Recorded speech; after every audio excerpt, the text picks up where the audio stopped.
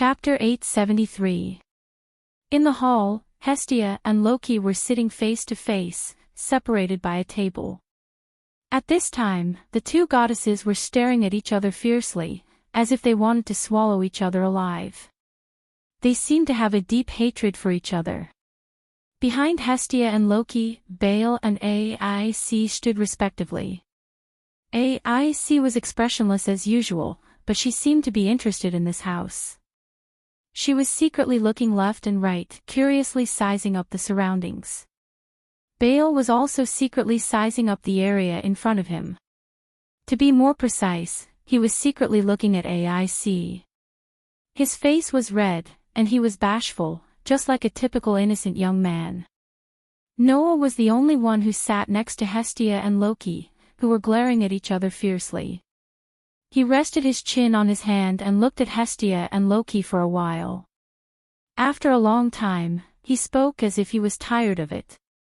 After a while, he finally said, "How long are you going to keep this up?" "Of course." Hestia answered without hesitation. "After this airport leaves, of course." "Who are you calling an airport?" Loki almost exploded. "You are a poor dwarf who can't even afford a glass of wine. How dare you laugh at me? I'm not a poor dwarf." Hestia raised her head and puffed out her chest proudly. "I've been reborn a long time ago. My Noah is good at making money. Even your base camp is such a shabby little house. How dare you say that you've been reborn?" Loki raised his chin with an arrogant look. "My family tribe is more than enough to house 1,000 people. If I want, I can live on the top floor of the Tower of Babel at any time. A poor dwarf like you won't be able to live there for the rest of your life. It's only a matter of time." Hestia was not affected by Loki's words at all. She was still holding her head high. With my Noah's ability, he could deal with Warren even before receiving that favor.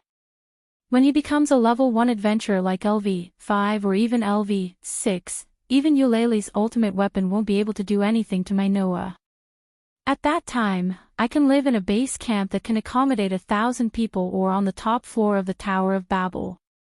Ha! Don't make me laugh. Rocky was not to be outdone. "Do you think that LV-5 or even LV-6 is something that can be easily promoted? I say, Loki, you're still a god, right?" Hestia mocked back. "Do you really think that my Noah can't reach LV-5 or LV-6? If you really think so, then do I have to question your judgment as a god?" Loki's face began to twist. However, Hestia was right. As long as one knew Noah's ability, no matter who it was, no one would doubt that Noah could reach LV-5 or even LV-6. What was needed to level up was a great achievement, and even the gods had to praise it. Noah was able to force Ace, who was at LV-5, to retreat before receiving the favor. In terms of great achievements, it was amazing enough. With such strength, Noah had no difficulty in challenging high-level opponents when he was at a low level.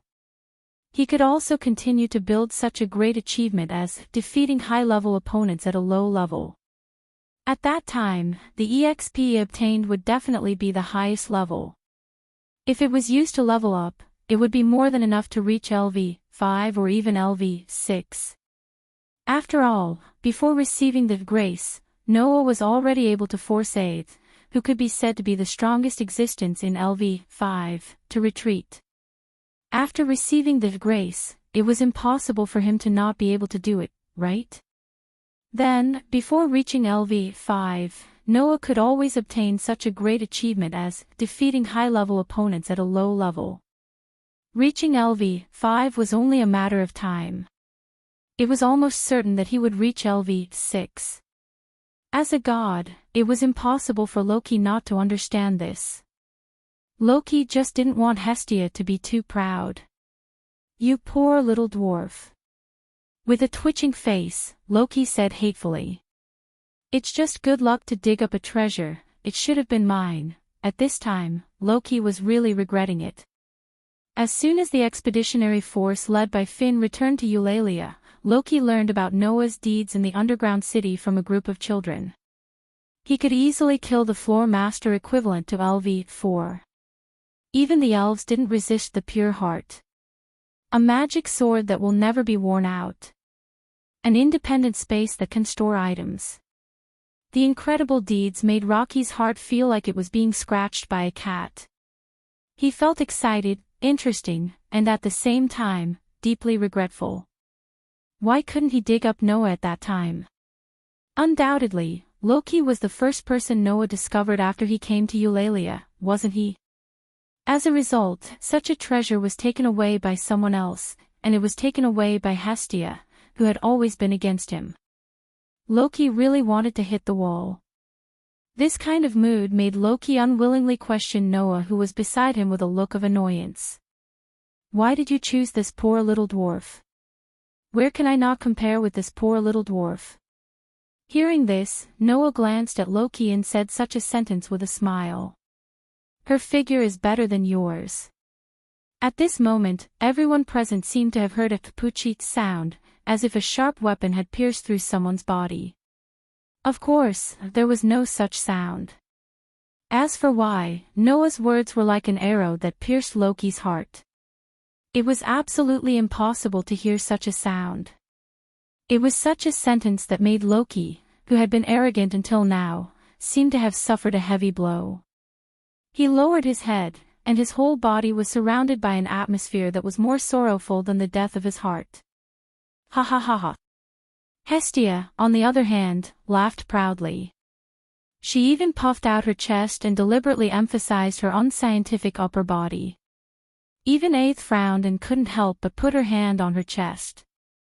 Baal, who had been secretly looking at Aeth, instantly blushed and almost spat out steam. Okay, stop fooling around. Noah sighed and went straight to the point. Tell us, why did you come to find us? Everyone in Eulalia knew that Hestia and Loki didn't get along well. Since that was the case, and Loki had personally come to this house, which was equivalent to Hestia's headquarters, he couldn't have come just to quarrel with Hestia, right? Truth be told, Loki didn't want to come here. The person who wanted to come here was Aeth. Aeth, who was standing behind Loki, silently took out the sword and the stone that was in a scabbard from her waist. She walked up to Noah and looked at him.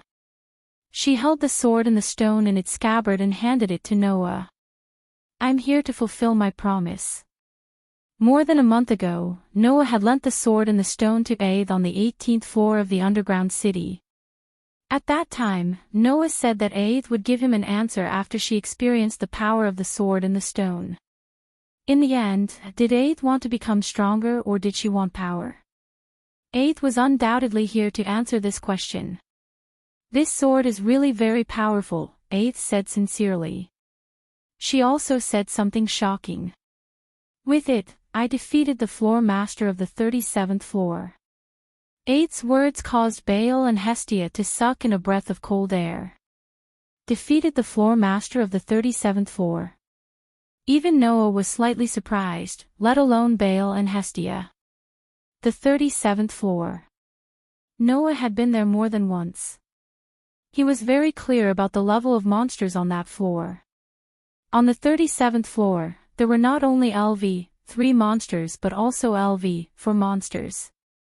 The level of the floor master was 2 levels above the level of the monsters on that floor. Generally speaking, the 2 levels were added to the monsters on that floor with the highest level. In other words, the level of the floor master of the 37th floor was 2 levels above LV4. Thus, the level of the floor master of the 37th floor was obvious. LV6. Aeth had defeated the LV6 floor master. Chapter 874. Originally, in this world, the gap between levels was not so easy to fill. To put it bluntly, 10 LV1s could not defeat a LV2s, not to mention the gap between levels. And the 10 LV1s here were all LV1s who had reached the level of AB stage in all aspects, while the LV2 2s had just started to level up and their basic abilities were reset to 0. One could only imagine how big the gap between the levels was. So, when Noah forced Aeth to retreat without receiving the favor, even Loki was shocked. Bert kept saying that he couldn't accept it, and even Finn tried to test it, because of this. So, how big was the gap between LV5 and LV6? If one were to describe it in one sentence, then even if it wasn't the difference between heaven and earth, and it wasn't to the point of making one feel despair, it was still very shocking. Not to mention, if this LV6 was a floor master with amazing ability, then it was even more amazing. Just like Goliath, although his level was only LV4, but his strength and durability were enough to match LV5 or even LV6, the 37th floor master must have exceeded the scope of LV6 in some places. Therefore, generally speaking, within the same level, it was impossible for an adventurer to defeat a floor master alone, let alone challenge a higher level. However, Aeth did it. With the level of LV5, she challenged a LV6 floor master and won. This great achievement was definitely enough to let Aeth rise to LV6. That's right. Loki seemed to have found a chance to fight back. He jumped up and laughed at Hestia. Just yesterday, Aeth's level rose, and now it is a veritable LV6. LV6. Hestia was speechless as if she had swallowed a fly. Baal looked at Aeth blankly, as if he finally understood the gap between Aeth and himself.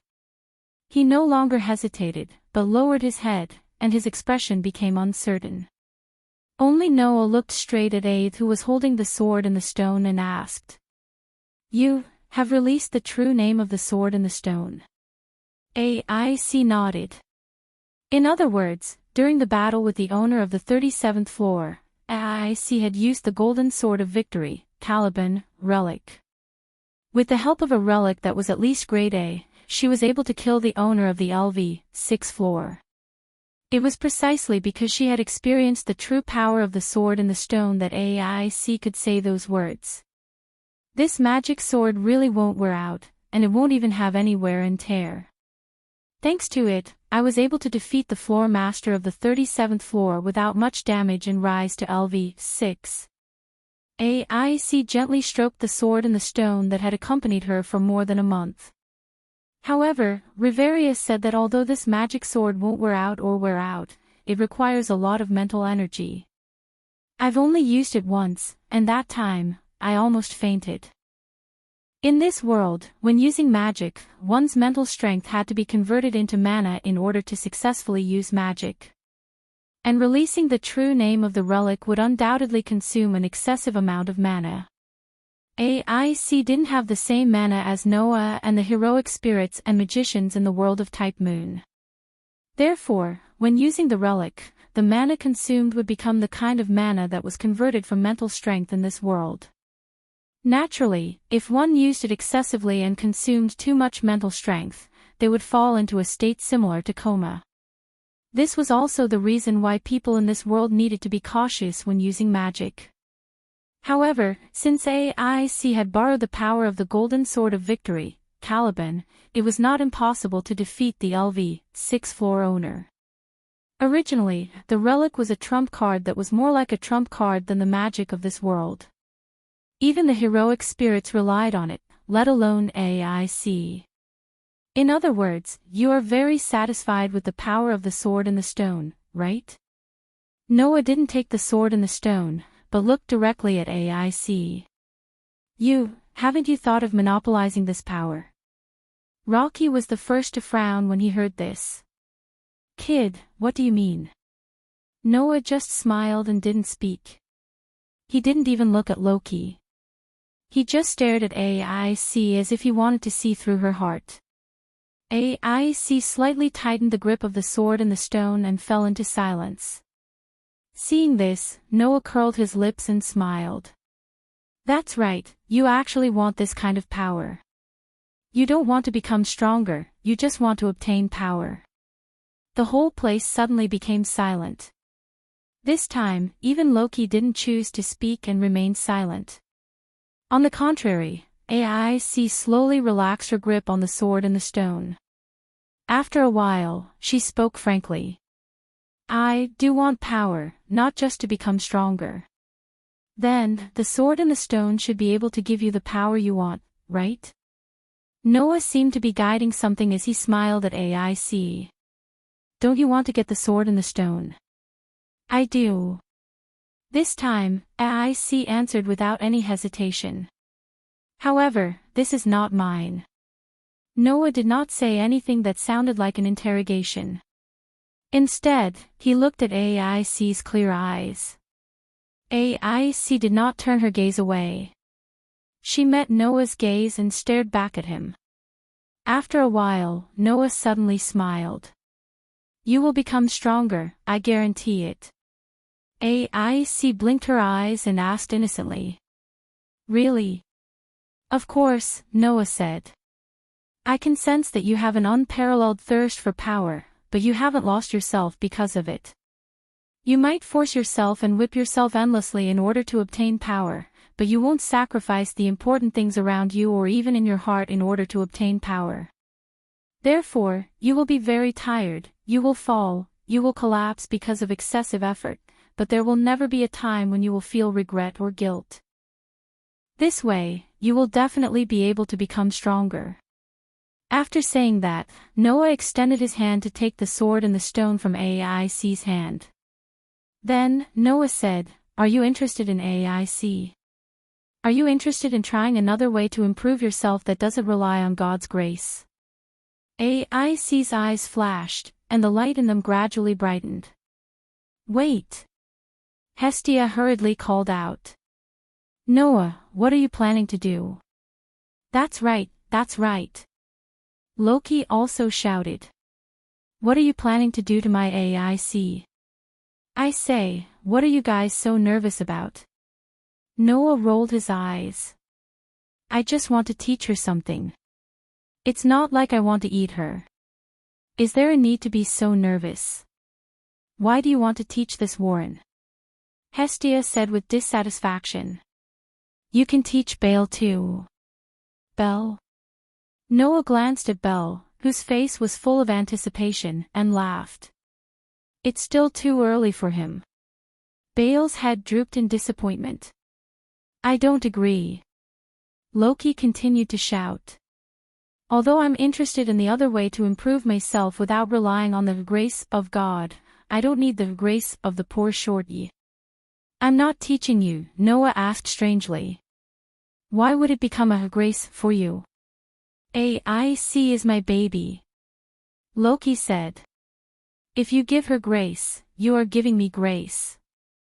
Noah was speechless. Loki, I also want to ask you, AIC couldn't help but speak up and said very sincerely to Loki. I really want to become stronger. Then why don't you use the grace I gave you to become stronger?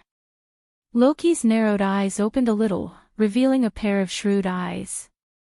You have now risen to LV6 and are much stronger than before.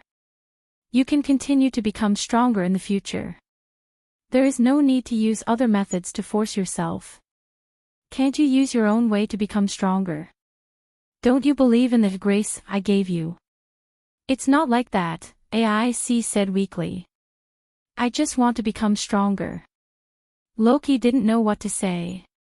Under such circumstances, Noah smiled bitterly. Anyway, you are not in a hurry. Think about it carefully. AIC hesitated for a moment and could only nod.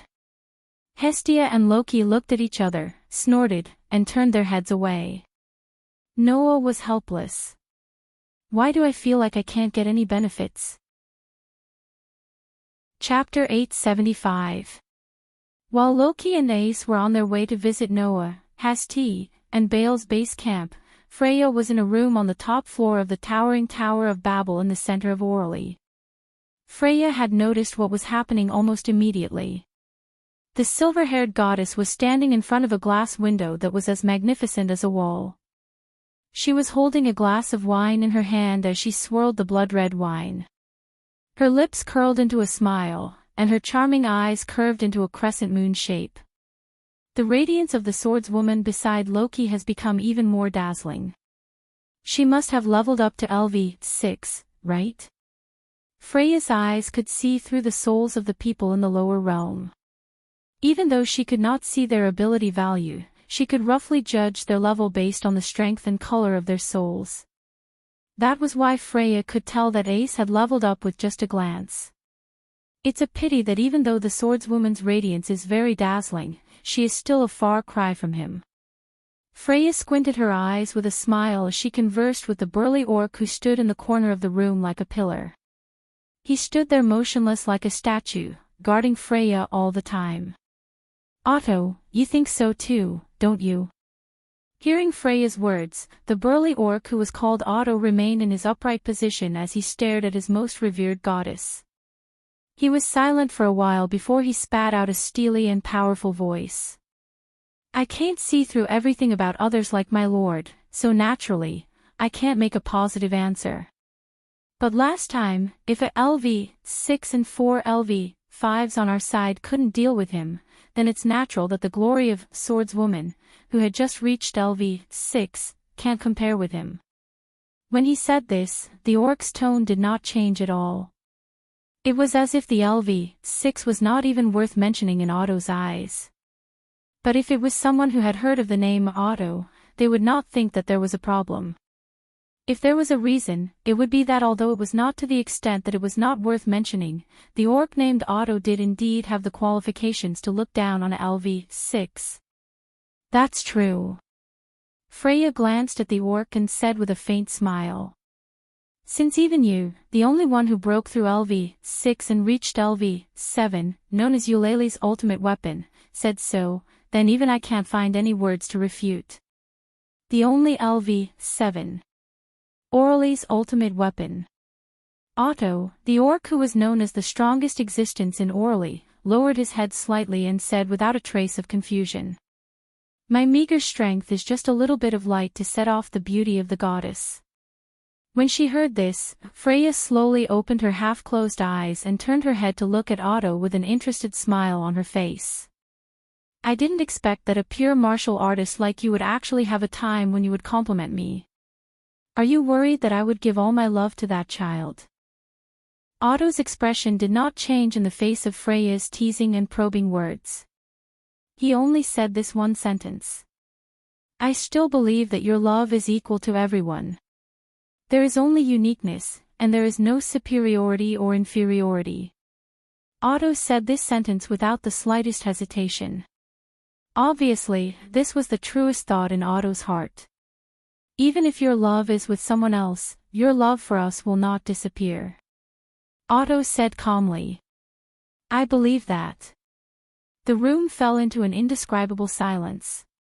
Freya merely stared at Otto as she asked nonchalantly. Even if I am obsessed with that child and ignore all of you who worship me, is it still the same? Yes. Otto's answer was still without the slightest hesitation.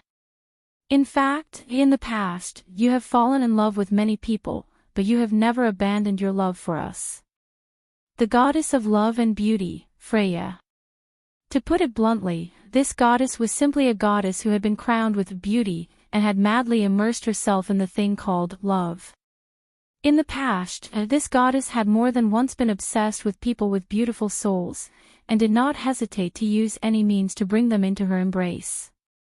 This included the strong orc named Otto, and even the members of Freya's family.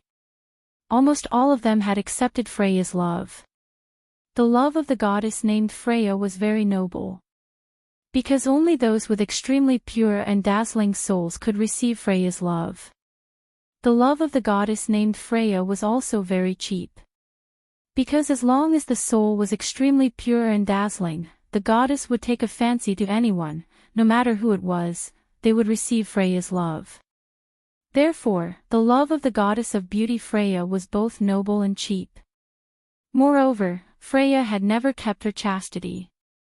To put it bluntly, Freya's promiscuity was a fact that had long been known in the world of gods. But Otto, who was obsessed with this goddess, treated this as equality, as universal love. In fact, it was a little unflattering. But it had to be said that from this perspective, it could be said that Freya's love had never disappeared. No matter how many people she had doted on. Otto believed this firmly. However, in the next moment, Freya turned her head and looked outside the glass window. She looked at the place that was as dazzling as the sun, and said these words. "Unfortunately, Otto, this time, you will be disappointed." Otto's expression did not change, but he looked up. Under Otto's gaze, Freya placed one hand on the glass window. Her beautiful face slowly turned red, as if she was obsessed, and said these words. "That's a brilliance that I've never seen before. It's also a dazzling degree that I've never seen before. I'm sure that even when this world is destroyed, he's the only one who has such a soul. That's why I can go crazy for him. I don't even mind sacrificing my beauty, my love, my body, and my feelings." Freya turned her gaze to Otto. The smile on her face was beautiful and cruel. "Then it is needless to say about you all, do you understand?" Meeting Freya's gaze, Otto stared blankly at his most revered goddess. After a while, he lowered his head. "Yes, ha." Freya pursed her lips into a smile. Her face was still red, as if the conversation just now had aroused her inner possessiveness. She closed her eyes. "But at first, I wanted to observe this incredible child for a while before deciding how to dote on him. But now, Hestia has him, Loki seems to have taken a liking to him, and even the swordswoman is by his side. I can't wait any longer." After saying this, Freya's eyes turned. She suddenly thought of something and smiled. "Otto, tell the children to prepare for a banquet." "A banquet?" Otto was stunned, but the next second, he calmed down and lowered his head to obey the order. "Understood. May I ask who the guests are?" "As long as it is a god in Eulalia, including their children." Freya's smile grew brighter. "Also, you can leave out anyone's invitation, but not Hestia's. Do you understand?" "Yes." After a short reply, Otto walked out of Freya's room. In the quiet room, Freya once again gazed at the source of the dazzling light.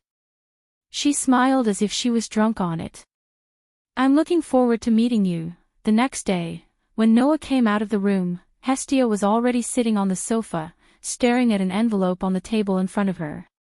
Her brows were deeply furrowed, as if she was very distressed. Noah was surprised to see Hestia like this. Did Hestia also know how to make such an expression? Noah walked towards Hestia and asked curiously. "What's wrong? Why do you look so distressed?" "Noah." Hestia raised her head and looked at Noah. The distress on her face didn't decrease but instead increased. This made Noah even more curious. What made Hestia so distressed? Chapter 876. Sitting on the sofa, Hestia crossed her arms as if she was emphasizing her impressive bosom. Her eyes were fixed on an envelope on the table in front of her. She seemed to be in distress. When Noah saw that Hestia didn't seem to have any intention of speaking, he turned to look at the envelope that Hestia was staring at and picked it up. "What's this?" "I haven't opened it yet," Hestia said. "But I guess it's an invitation." "An invitation?" Noah turned his eyes to Hestia. "What kind of invitation letter?" "An invitation from a god." Hestia sighed. "To be more precise, it's an invitation to a banquet held by a god." "A banquet of a god?" Noah was a little surprised. The so-called God's banquet, to put it bluntly, was a gathering held by the gods who descended from the heaven realm to the lower realm. The gods descended to the mortal world to relieve boredom, find excitement, and have entertainment that couldn't be found in the heavens. A banquet held by a god and invited other gods to have fun together was very common in Eulalia and even in the whole world. Simply put, a banquet was held by a god to relieve boredom and find entertainment. Therefore, there were almost no rules about which god would hold the banquet and which day it would be held. If a god was bored and wanted to hold a banquet, he would hold one. If a god wanted to participate in a banquet and find entertainment, he would attend. The capriciousness and freedom of the gods could be seen from this. Of course, after a god came to the mortal world, he couldn't even use his divine power and had to live like an ordinary person. Naturally, there would be restrictions on his life. For example, before Hestia met Noah, she didn't have a family tribe or work, so there were many gods who were called poor gods.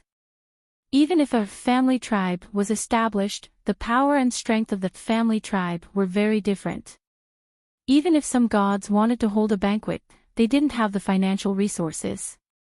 Therefore, most of the gods who held banquets were powerful gods who wanted to show off their status more or less.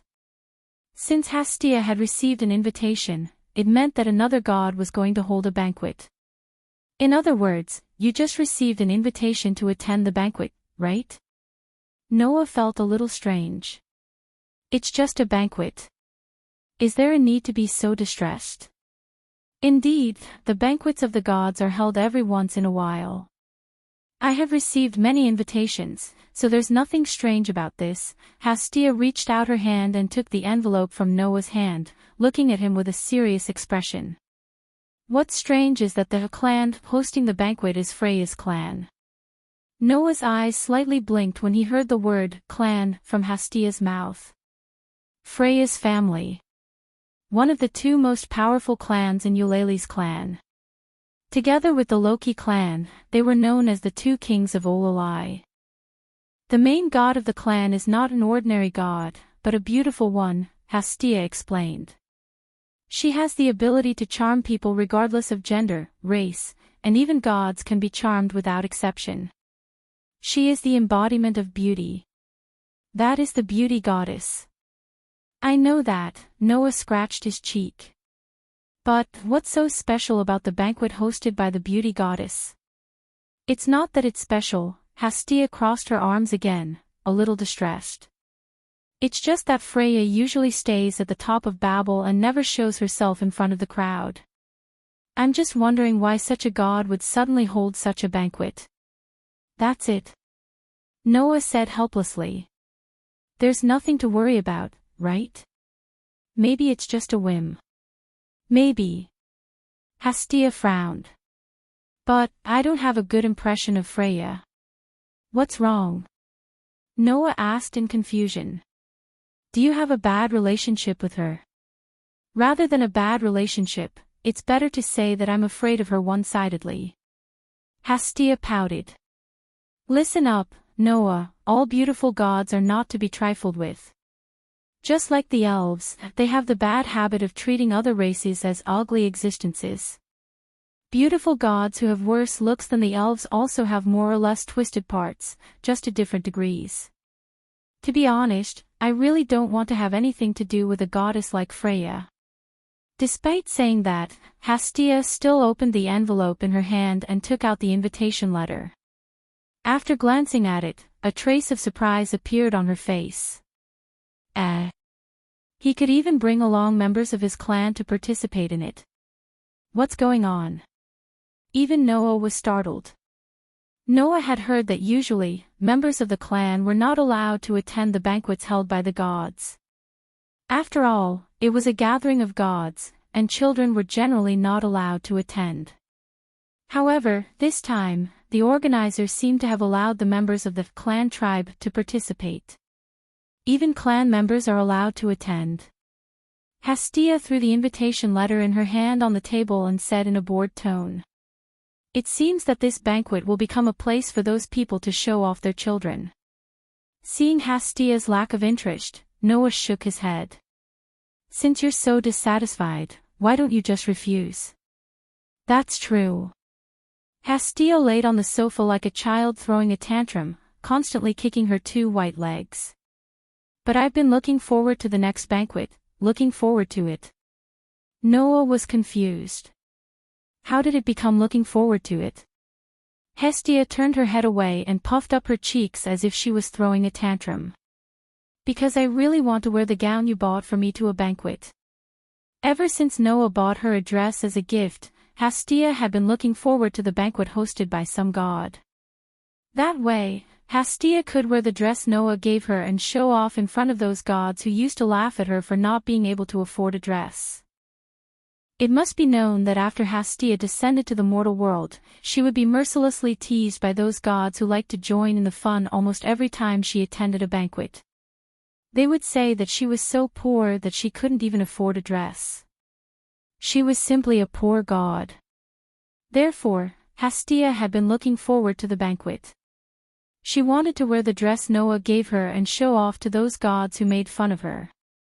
Noah also inadvertently heard that some gods had been laughing about Hestia in their clan, so he wanted to prepare a dress for Hestia.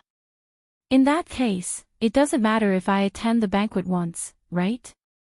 Noah couldn't help but smile. The goddess you are afraid of is the organizer.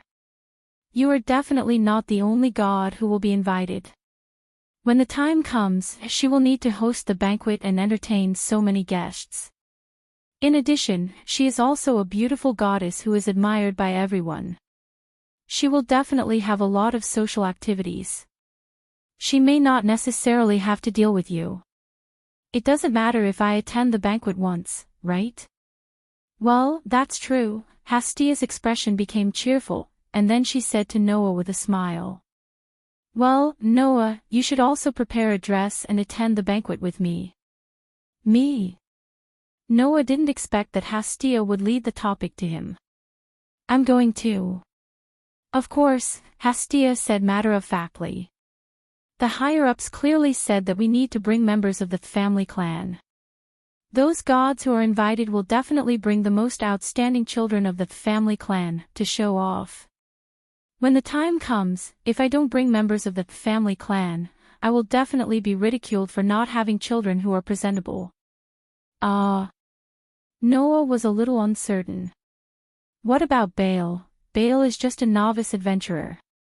If I bring him, I will only be made fun of. Hestia stood up from the sofa, put her hand on Noah's shoulder, and said earnestly, If you don't go with me, I will definitely be made fun of by those heartless gods. Noah smiled bitterly. How could he get involved in this? If he had known, he would have just asked Hestia to refuse. Chapter 877. Night fell in Orly, where there was never a lack of excitement. At a corner of Eulalie, in front of a luxurious palace, a group of well-dressed figures were chatting and laughing as they made their way towards the grand entrance.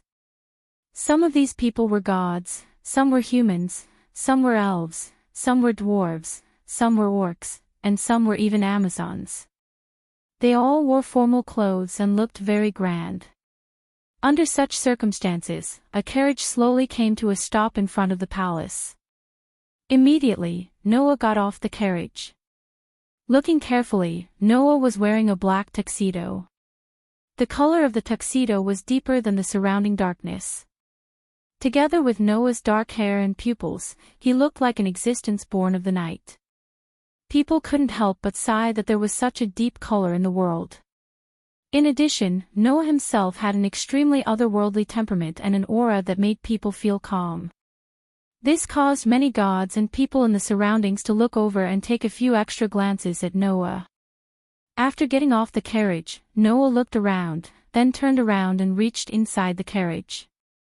Not long after, a slender hand reached out of the carriage and put it on Noah's hand. She lifted the curtain and slowly got off the carriage.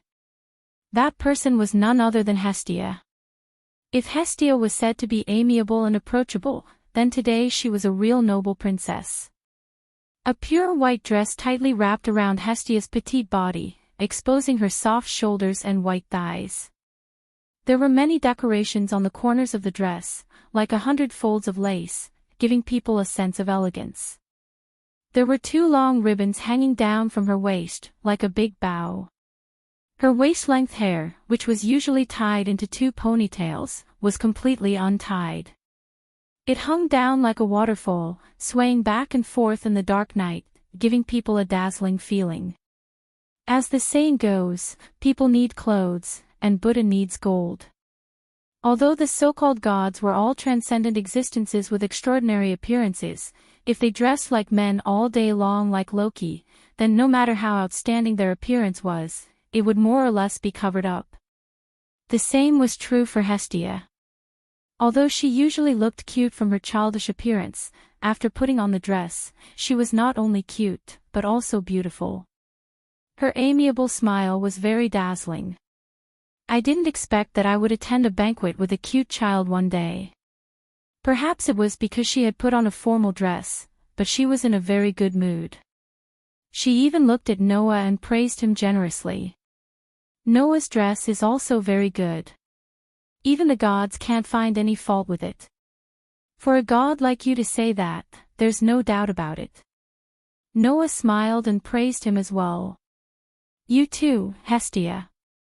You're very beautiful today. Is that so? Hestia smiled shyly.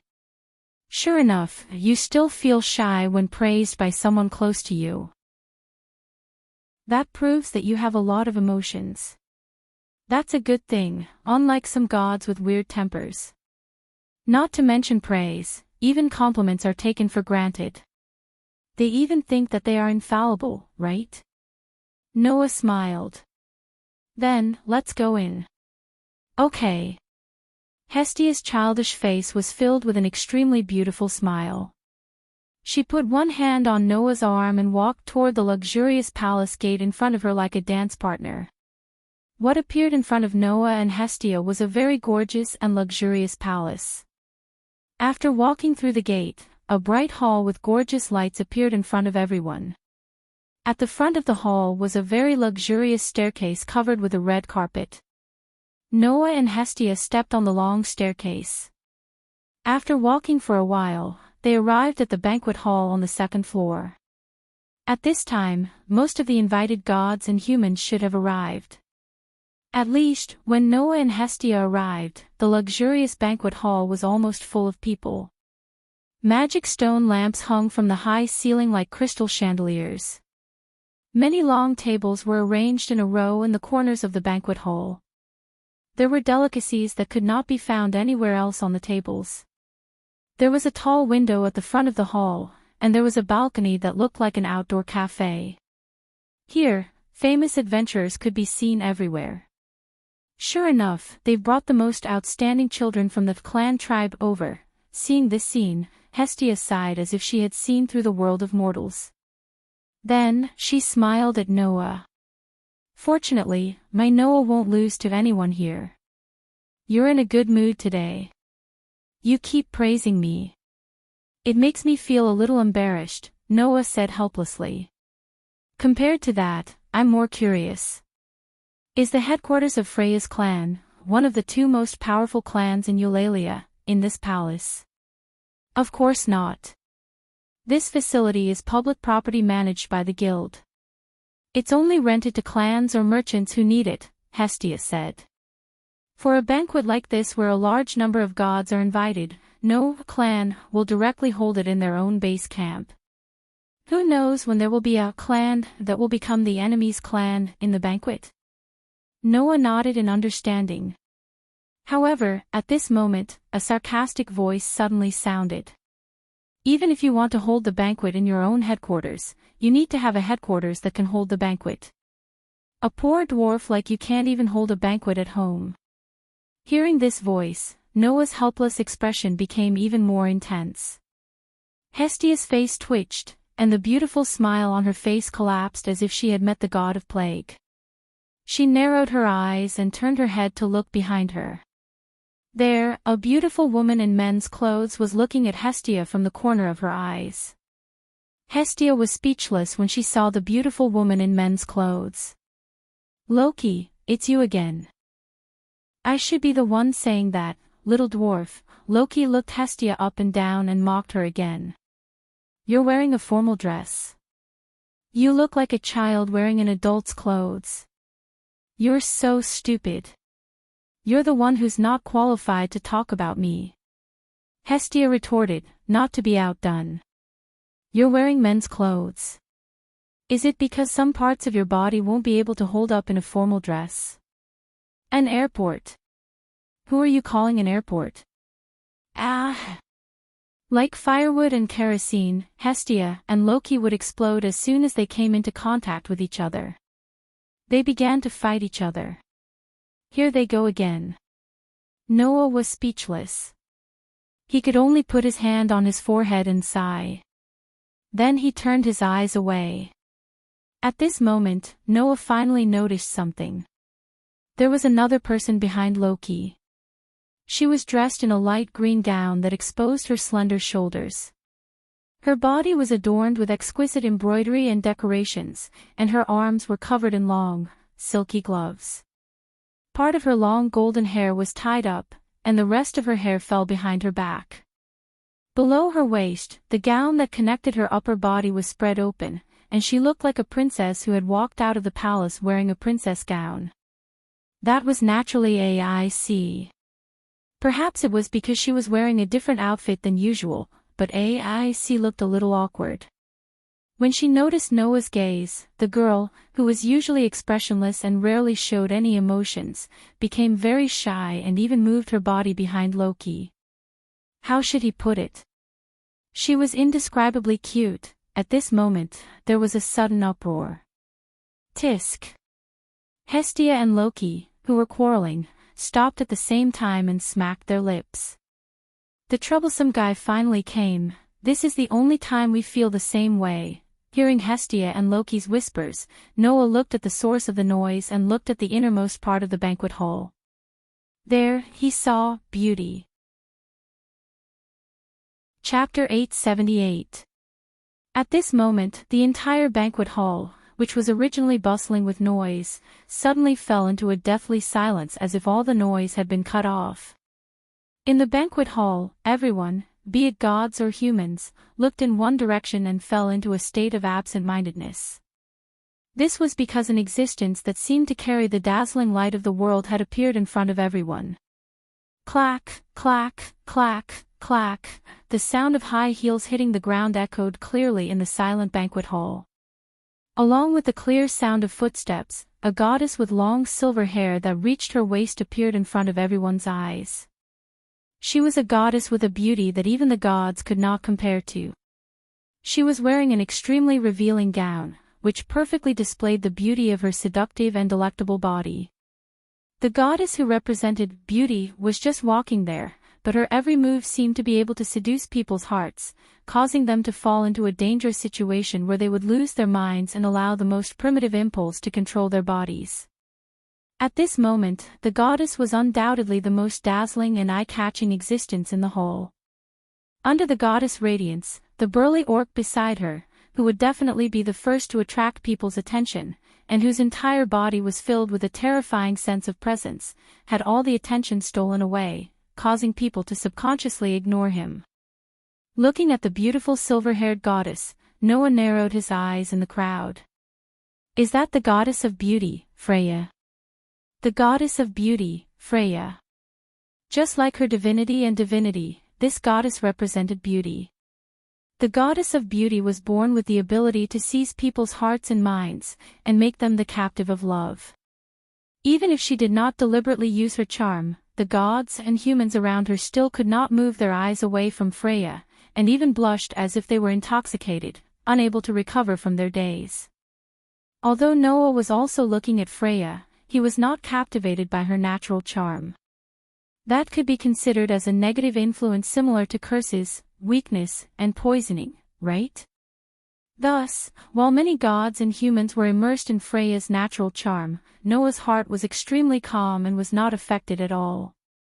However, others did not know that Noah was not affected at all. You can't look. Noah! Hestia screamed and threw herself in front of Noah. She raised her hands and waved them around in an attempt to stop Noah from looking at Freya. You can't look at the goddess like that. Otherwise, they would immediately become Freya's captive. You'll be charmed. Everyone in the banquet hall stared at Freya as she slowly walked into the hall, as if they were trying to prove that Hestia's words were true. They stood there in a daze, as if they had lost their souls. The same goes for you, Aston. Loki said to Aic, who was beside him, with an annoyed look. Although it's not as exaggerated as the males, you shouldn't keep staring at Freya. Otherwise, you'll be led by the nose by that love-struck fool. Aic nodded obediently and lowered her head, no longer looking at Freya. As for Noah, he helplessly stretched out his hand, grabbed Hestia's small hand that was constantly waving in front of him and pressed it down. Alright, I'm not affected by her charm. Really? Hestia stared at Noah's face. When she saw that Noah's expression was normal, she still shook her head worriedly. Just in case, you'd better not keep staring at Freya. Don't be tempted by that fickle goddess. Hearing this, Noah rolled his eyes. Just as he was about to say something, a burning gaze suddenly stopped on him. Noah's pupils constricted. Noah couldn't be more familiar with such a scorching gaze. Raising his head, Noah met the burning gaze. In the next moment, Noah's gaze met the owner of the burning gaze. Her silver eyes were fixed on Noah, and there was an unconcealable passion and intoxication in them. She was the goddess with a beautiful smile on her face. Looking at Freya's seductive smile and her burning gaze, Noah did not have the slightest emotion. Instead, he narrowed his eyes and sneered. Found you, just from this gaze, Noah could be sure. Freya was the one who had been staring at him with a scorching gaze that made his hair stand on end. Freya was the one who had ordered the Elvi, 6 catmen and the 4 Elvi, 5 dwarfs to attack him. And once Freya's gaze landed on Noah, it did not move away. Her beautiful face turned red at a speed visible to the naked eye. Freya had always thought that when she saw Noah, she would still be able to keep her cool. However, Freya, who saw the glory of the soul as her lifelong pursuit, and Noah, who always had a soul that made her crazy, lost all her calmness in an instant. There was only one thought left in her mind. Get him. No matter what, she had to get him. A crazy desire to possess him attacked Freya's heart. Freya, who had originally planned to give a speech in front of the gods as the organizer, could no longer care about anything else. She lifted her feet and walked in the direction of Noah. Behind Freya, the strong orc Otto seemed to have discovered Freya's intention. He opened his mouth and wanted to say something, but chose to swallow his words. He silently followed behind Freya, staring at Noah in front of him, and did not move his gaze away. Just like that, wherever Freya and Otto passed, the crowd would automatically disperse and make a path for them. Not long after, Freya, who was leading Otto, stopped in front of Noah and the rest. She looked at Noah with an infatuated expression. Loki, who noticed Freya's behavior, was speechless as if he had eaten something bad. I see. This time, you've taken a fancy to this little guy. You hopeless love-struck fool. Freya. Hestia also stared at Freya and shouted loudly. What do you want? Freya ignored Loki and Hestia. She didn't even care about Otto behind her. She only had Noah in her eyes. Her beautiful eyes flickered with an intoxicating light. Then, Freya smiled. In that instant, everyone who saw Freya's smile widened their eyes, and they were all stunned. Including Hestia, Loki, and Ace. Charm. Freya finally could not help but use her charm ability. She only had one goal. You are mine. Freya spoke fanatically like a fanatic. With an intoxicated expression, she reached out a hand to Noah, intending to caress his cheek. Come, follow me. Come to my side, and never leave me.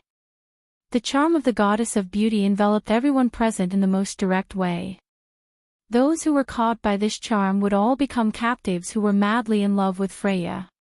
Fortunately, Freya's charm was not directed at the people around her. Otherwise, everyone here would have become Freya's toys. Freya actually used her charm ability in front of almost all of Eulalia's minions, and even affected everyone present. No matter how beautiful Freya was, she would be condemned after this, right?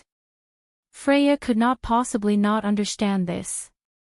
However, Freya did not care about that anymore. With such a close proximity to the soul that made her crazy, Freya had completely lost herself. If Freya's charm was to make everyone her captive, then under the dazzling brilliance of Noah's unparalleled soul, Freya was the first to become his captive. So, Freya did not care about anything else. As long as she could have Noah, Freya felt that it was worth it, no matter what the consequences were. Unfortunately, Freya did not notice. Everyone present was captivated by Freya's charm ability. They were unable to control themselves and stood there in a daze, unable to do anything. Noah was the only one who didn't seem to be in a trance. There was only indifference. Chapter 879. When all the gods and humans in the banquet hall were immersed in Freya's charm and were unable to extricate themselves, an extremely crisp sound suddenly rang out, jolting all the gods and humans out of their daze. However, when everyone woke up from their daze and saw the source of the crisp sound, everyone, be it god or human, was stunned. Freya, who had a dazzling smile on her face and was about to reach out to touch Noah's cheek, was stunned. They were completely dumbfounded. Because the crisp sound was caused by Noah waving his hand and slapping away Freya's hand that was reaching for his cheek. The charm of a beautiful goddess was rejected. That was why Freya was stunned, and so was everyone else. The entire banquet hall fell into a dead silence. Under such circumstances, Noah, who was looking at Freya's frozen beautiful smile, suddenly chuckled and said in an indifferent tone, "I'm sorry, I don't want to be touched by people who use despicable means, even if they are gods."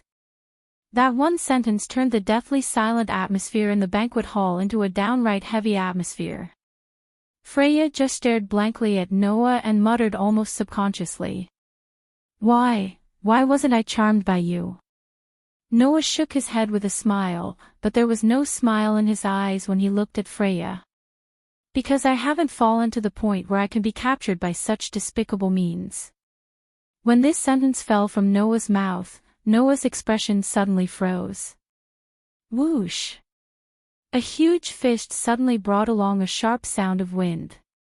It was like a rock that shot out violently, causing the air to become chaotic. It suddenly blasted from the side without any warning, imprinting itself into Noah's eyes. Without any hesitation, Noah clenched his hand into a fist. With the same sharp sound of breaking wind, he met the huge fist that had entered his eyes. Bam! With a muffled sound, a violent impact force rose from the center of the two fists that collided with each other. It shook up a whirlwind, as if an invisible bomb had suddenly exploded, setting off an astonishing blast that spread out in all directions. The powerful force that was transmitted from the huge fist, which was as heavy as a rock, caused Noah to be gently pushed back. His toes repeatedly tapped on the ground, and he only came to a stop when he was pushed back by nearly 10 meters. This sudden development made all the gods and humans present, including Hestia, Aes, Loki, and Freya, unable to react. Noah slowly raised his head and looked at Otto, who was standing behind Freya like a steel tower. Compared to him, Otto had not even taken a single step back. A chilling glint gushed out from his pitch-black eyes. Although the previous blow was just a simple heavy punch, it could be seen from the fact that Noah was still pushed back more than 10 meters after blocking it. If he was hit squarely, even with the basic ability of durability, Noah would inevitably be injured. Therefore, while Noah was furious, he could not help but be a little surprised. After all, ever since he leveled up to LV2, Noah's physical ability was comparable to when he did not receive the grace, but used the enhanced magic. Under this level of strength, to be able to push Noah back so far with just one blow, unless the person had a powerful ability value comparable to Hercules' Berserker, it was really difficult to do so. At least, in Noah's opinion, it was absolutely impossible for a LV5 in this world to do so. Even a LV6 was a little difficult. Since the orc behind Freya could do it so easily, it was definitely not as simple as a LV5 or even a LV6. He belonged to the Freya clan, and his strength level was even higher than a LV6. The other party's identity was already obvious. Even if it was Noah, who had been in this world for more than a month, it was impossible for him not to have heard of his name. The only LV7 in Eulalie. The strongest existence known as the ultimate weapon. Also known as the fierce one, Oda. Under Noah's gaze, Oda's rock-hard face became a little heavy. He stared at Noah and said emotionlessly, "That's right. I will not allow you to insult a noble goddess like me." Hearing this, Noah laughed. His laughter made Oda's pupils shrink. Bang! In the next instant, Noah abruptly shot out like an arrow. His feet stomped on the ground, and his body transformed into a black line as he shot towards Otto like a bolt of lightning. At the same time, on Noah's four limbs, a burst of magical power curled up and condensed into lines like electric wires. They covered Noah's limbs and gave Noah's limbs an astonishing amount of power. Oda keenly felt it. When the magical lines crawled up Noah's limbs, Noah's aura instantly increased by a lot. Furthermore, Otto already knew beforehand that Noah had the ability to easily dispose of a LV6 and 4 LV5s. He didn't dare to be careless in his heart. Clenching his pair of heavy fists that were as heavy as rocks, his sturdy body tensed up. He unreservedly unleashed the ferocious aura of Eulalie's only LV7. That aura made Ace, who had just leveled up to LV6, tremble. Her pupils involuntarily shrank. Under the watchful eyes of the gods and humans who had not yet reacted to the sudden development, the distance between Noah and Oda was infinitely reduced to 0. Almost as soon as he arrived in front of Oda, Noah's figure flashed, and extremely strangely darted to Oda's side. He clenched his right hand, and his fist was covered by a whirlwind of friction with the air. Carrying a ferocious aura, he mercilessly bombarded Oda's head. The force of the incoming heavy punch told Oda what it was. This fist, compared to the one he hastily used to block his own attack, was on a completely different level. However, Oda's face remained expressionless as he tensed up his body. His heavy fist suddenly smashed upwards, and fiercely collided with the incoming heavy fist. Bang! A muffled thunder-like sound that made one's heart contract fiercely resounded. Both Noah and Oda were simultaneously forced to take a step back. One of their feet involuntarily stepped back. However, when one of Otto's legs took a step backwards, Noah's leg that was also involuntarily taking a step backwards. Before it could land, Noah's body rotated with his other leg as the center, transforming into a heavy whip shadow. Swinging viciously through the air, it viciously sliced towards Otto's neck amidst the howling winds. Oda's expression changed, and he fiercely raised one arm to the side of his neck. Bang! The vicious shadow of a whip heavily landed on Oda's hastily raised arm, and another muffled thunder-like explosion resounded. This blow made Oda involuntarily take another step back. However, this blow also aroused the ferocity of Eulalie's ultimate weapon. As though returning an eye for an eye, Otto abruptly turned around as he retreated. His thick and muscular thigh transformed into a deadly shadow. Like a whistling windmill, he viciously kicked at Noah's head in front of him. In the face of that ruthless kick, Noah merely sneered. With a twist of his left hand, a resplendent vortex of air instantly appeared on the surface of his fist under the vibrations of the air. Then, it abruptly collided with Otto's foot. Bang! The collision of fist and leg caused a ferocious wind to sweep out like a storm. Crack! Instantly, the ground where Noah and Otto were standing was blasted apart by the berserk impact. Like a spider web, it rapidly spread out in all directions. This time, Oda's arm was numbed by the powerful force. He let out a muffled groan, and like Noah, his entire body was forced back by the violent force of Noah's fist. Chapter 880. Dong dong dong dong dong. This explosive boom was entirely caused by Oda's feet landing on the ground. After being knocked back by Noah's punch, Oda involuntarily retreated backwards. His footsteps pounded against the ground, shattering the hard floor with a loud bang. Unable to stop his retreating momentum, Oda could only use the powerful force to propel his sturdy body into the air. After flying a distance, he nimbly landed back on the ground with the help of gravity. After taking a few small steps back, he was finally able to neutralize the force. The banquet hall returned to silence once more. Not even a minute had passed since Oda had abruptly attacked Noah, and Noah had turned the tables on Oda. In this short span of less than a minute, Noah and Oda had engaged in a soul-stirring close combat that would leave all the experts in the world in the dust. That level of confrontation was completely beyond the reach of existences below LV6. Without a doubt, this was definitely the highest level of individual combat in this world. That was why the humans, elves, dwarves, orcs, and Amazons who were brought here by their own gods to watch the brief duel were all dumbfounded. As for the other gods, they widened their eyes. First, they glanced at the shattered floor caused by the collision between Noah and Oda. Then, they glanced at the distant confrontation between Noah and Oda. Shortly after, they exchanged glances with the gods beside them. In the next second, their faces flushed red. Oh! Excited cheers that shook the entire banquet hall rang out.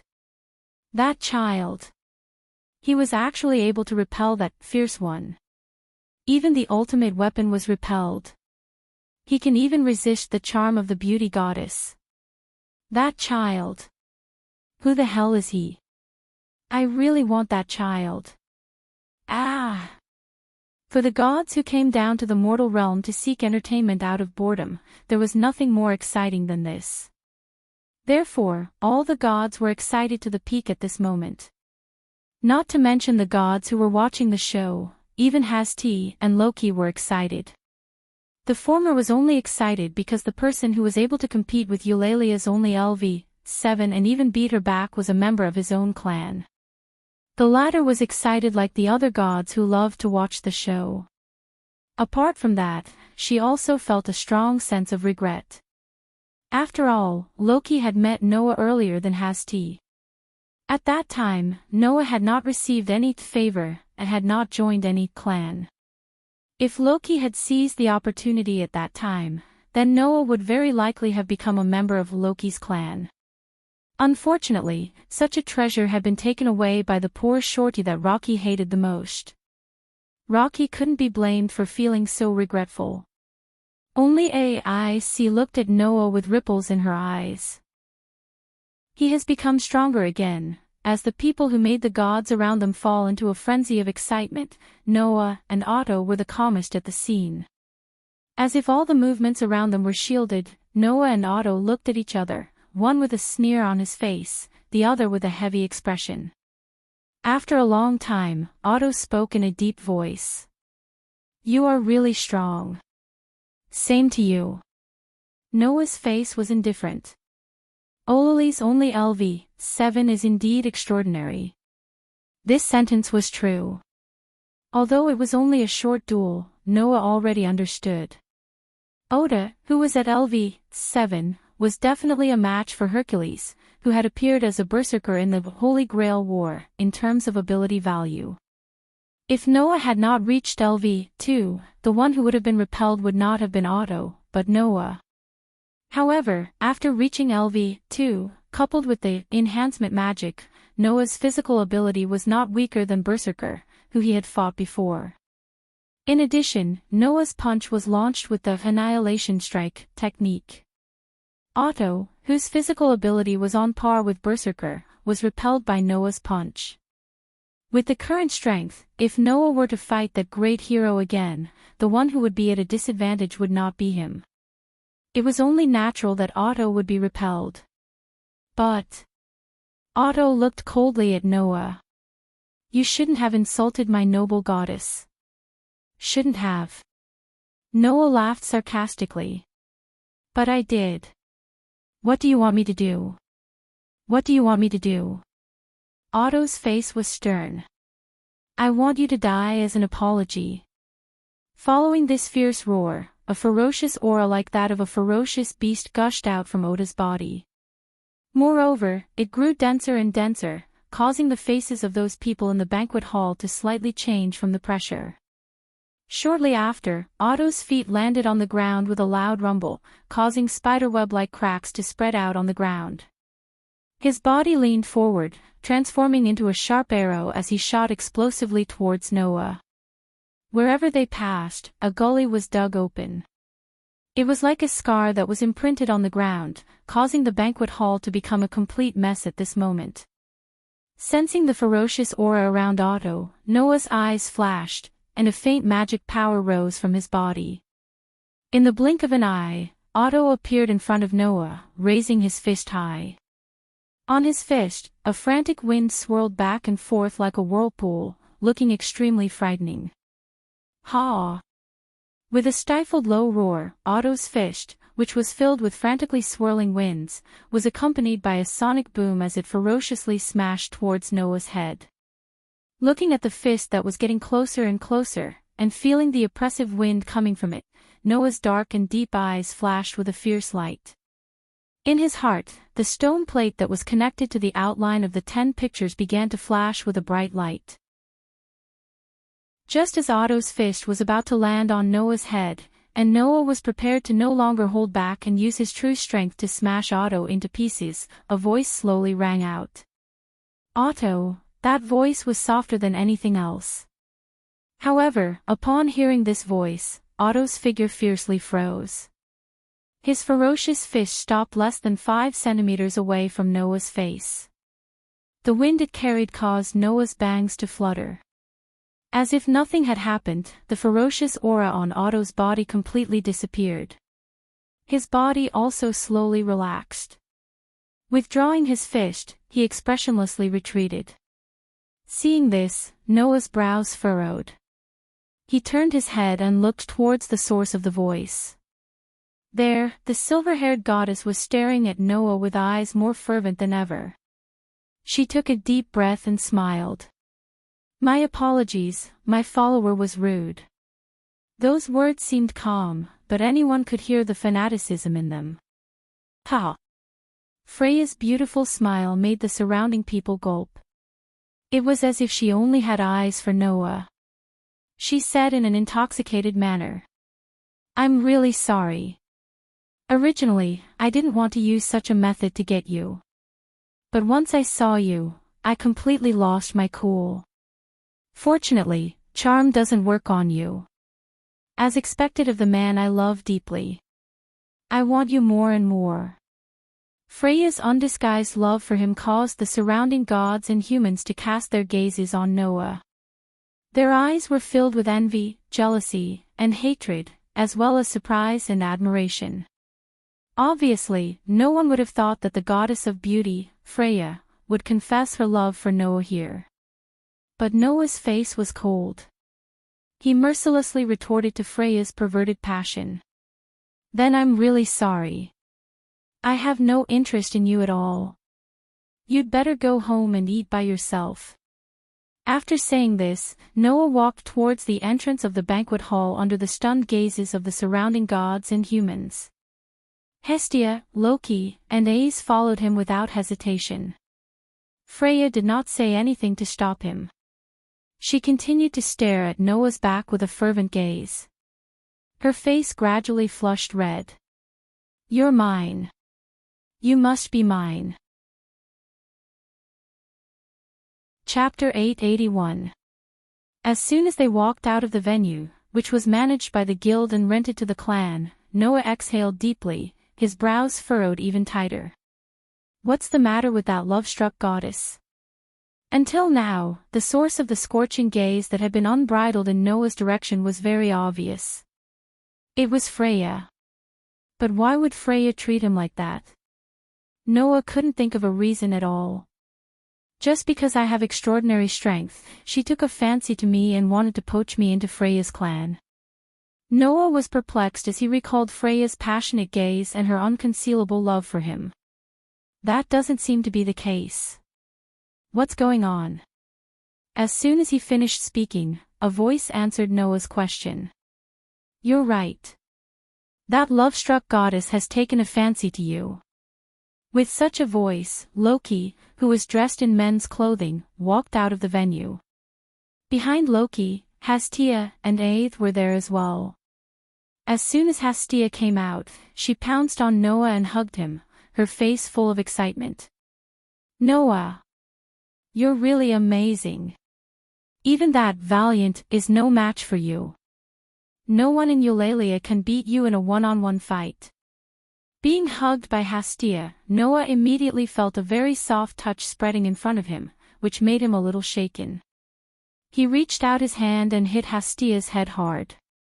Bang! With a muffled sound, Hastia hugged her head and squatted down with tears in the corner of her eyes. Didn't I tell you not to hug me so easily? Noah withdrew his hand from Hastia's head and sighed. Ignoring Hastia, who was looking at him with resentment, he turned his head and looked at Loki. You said that love-struck goddess has taken a fancy to me. What's going on? Do you want to know the truth? The eyeballs in Loki's narrowed eyes turned slightly, and he smiled treacherously as he said this. If you want to know, then say goodbye to this poor shorty and join my clan. How about that? Hearing this, Hestia, who was crouching down with her hands on her head, suddenly jumped up.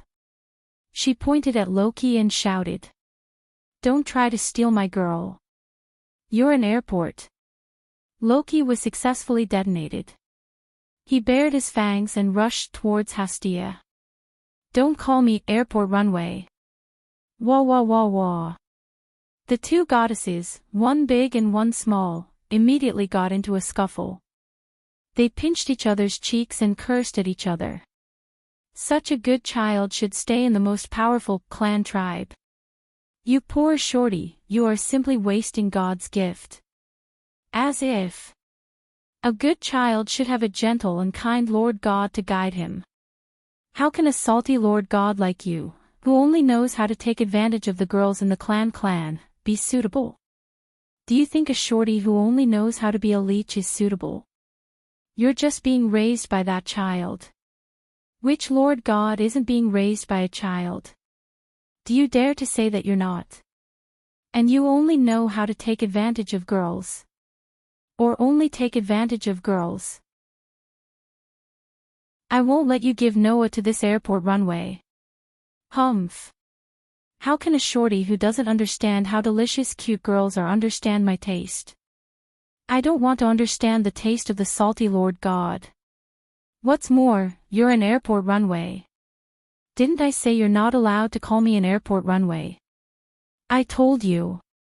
You airport runway. Airport runway. Airport runway. Detestable god of poverty shorty. I'll fight with you. Wah wah. Don't pull my clothes. You salty Lord God. As they quarreled, Loki began to pull at Hestia's gown, causing the gown, which was on the verge of collapsing because of the binding of Hestia's foul upper body, to ripple violently. That scene was really too hurtful to the eyes, and even Aic's face was a little red. Noah could only hold his forehead and sigh, and looked at Aic for help. Can't you think of a way? Aic blinked her eyes and looked at Loki and Hasti, who were fighting on the ground. She lowered her head helplessly and said in frustration, I'm sorry. I'm sorry. Noah's sigh became heavier. He narrowed his eyes and raised his hand. Suddenly, golden ripples reverberated around Hestia and Loki. The next moment, silver chains with wedges of different shapes protruded from the golden ripples and shot toward Hestia and Loki like arrows, causing a series of clanging sounds as the chains wrapped around the two goddesses. As the chains pulled, Hestia and Loki, who were wrestling together, cried out in alarm at the same time. They were pulled into the air and tied up by the chains. What? What is this? Chains. What are those golden ripples? It seemed that Hestia and Loki did not notice Noah's actions. It could be seen that when the two were wrestling, they only had eyes for each other. It was quite a bitter hatred. Loki. Noah went straight to the point. What's the matter with that love-struck goddess? Let go of me first. Loki struggled. How dare you treat a god like this? You're blaspheming a god. Hearing this, Noah's forehead was imprinted with the word well, and he put on a fake smile. Do you want me to hang you up on the Tower of Babel and let all the adventurers who want to go to the dungeon see you as a god tomorrow? Rocky's struggling body suddenly stopped, and the expression on his face stiffened. He could only look at AIC with a pitiful expression. AIC Tan, hurry up and save me. AIC turned her head away expressionlessly, as if she was saying that she didn't see anything. This made Loki give up. I know. You just want to know why that love-struck fool fell in love with you, right? Loki snorted coldly and turned his head away. That love-struck fool has eyes that can directly see the souls of children in the mortal world, and she will be infatuated with those children whose souls are particularly brilliant. That's the so-called love. I guess that love-struck fool saw your soul, and the brilliance of your soul is more dazzling than ordinary people's. That's why she fell in love with you. As he said this, Loki looked at Noah strangely.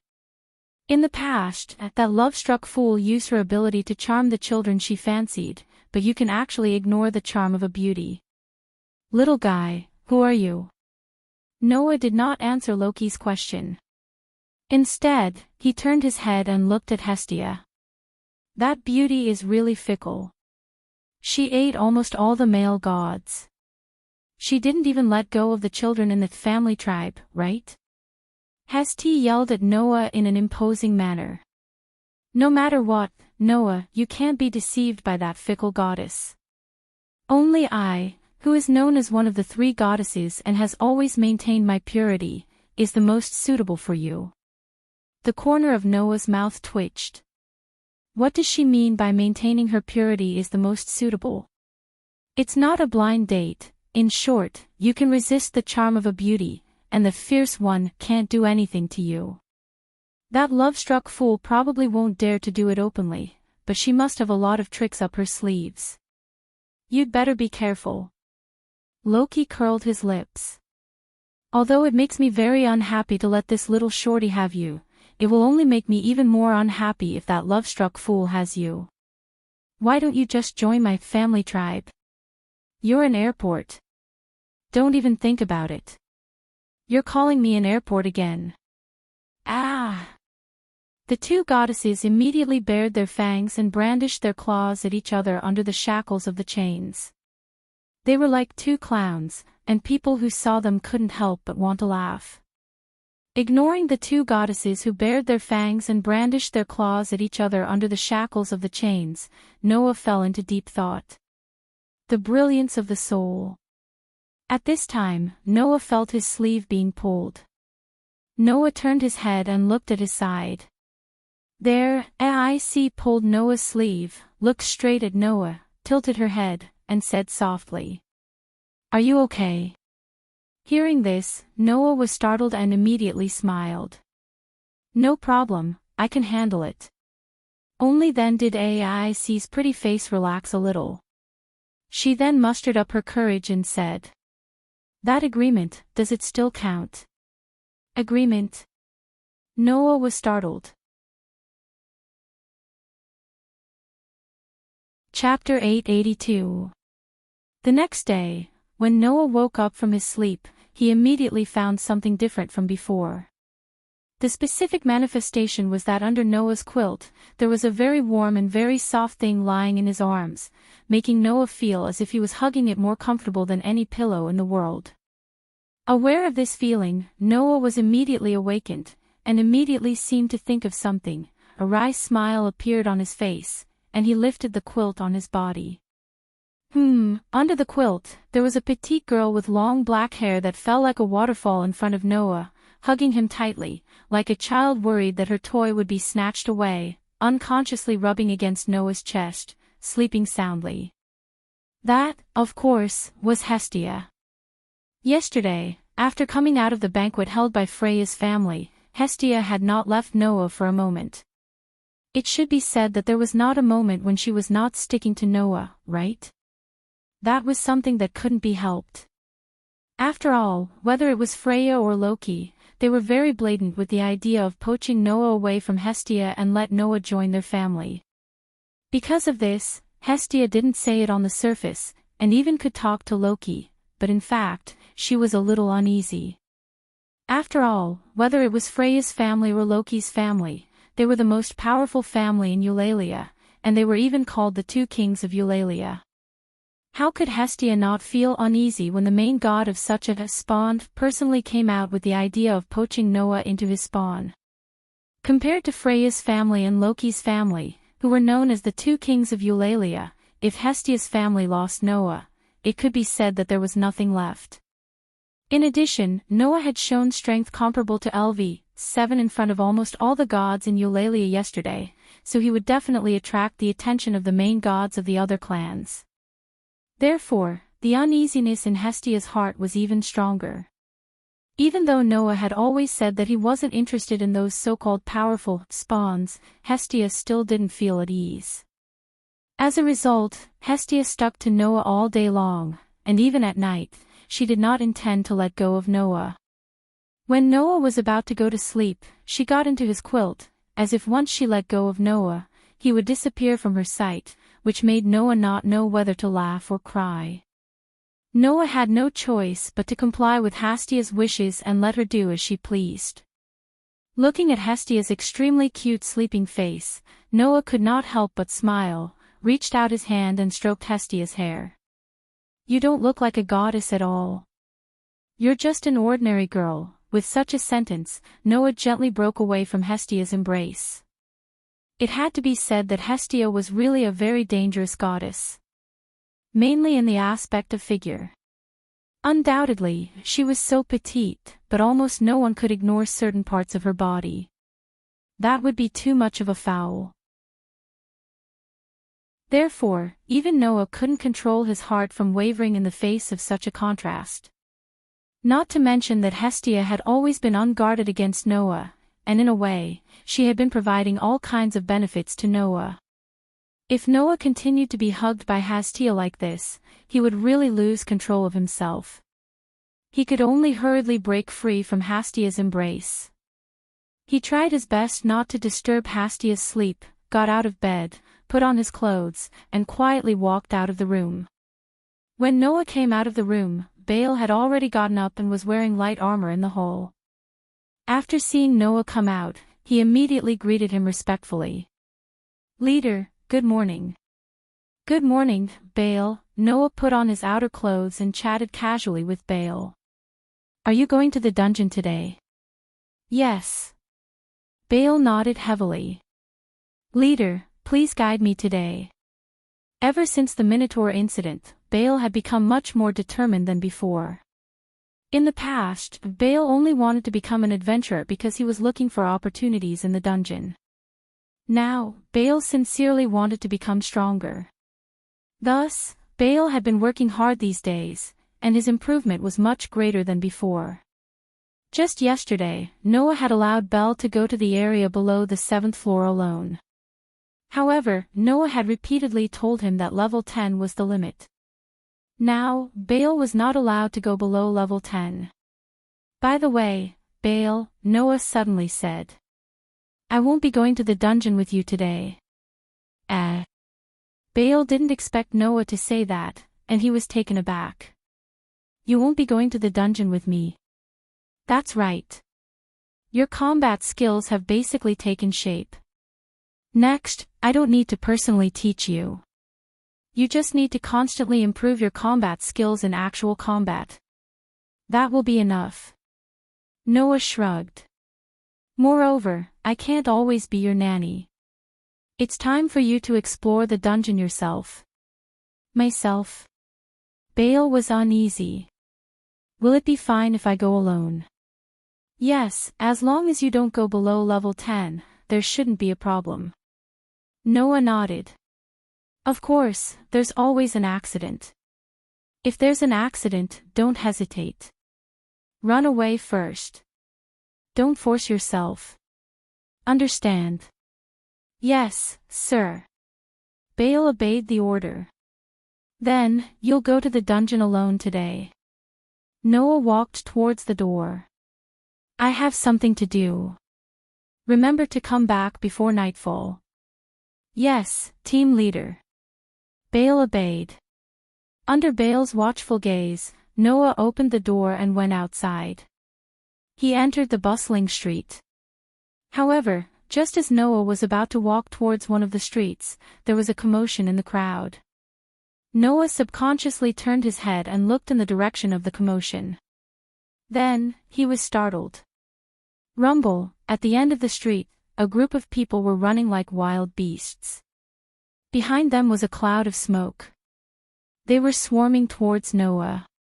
They were all gods. Moreover, they were all goddesses. Found you.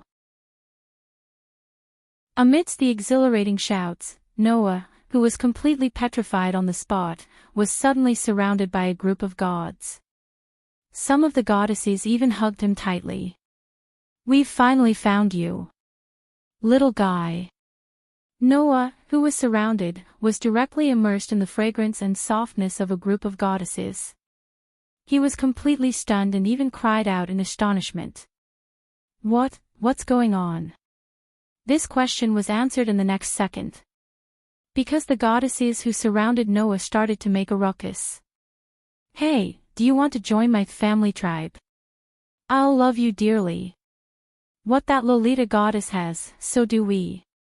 I don't understand why you want to join Hestia's family tribe. Come to me. Yes, yes.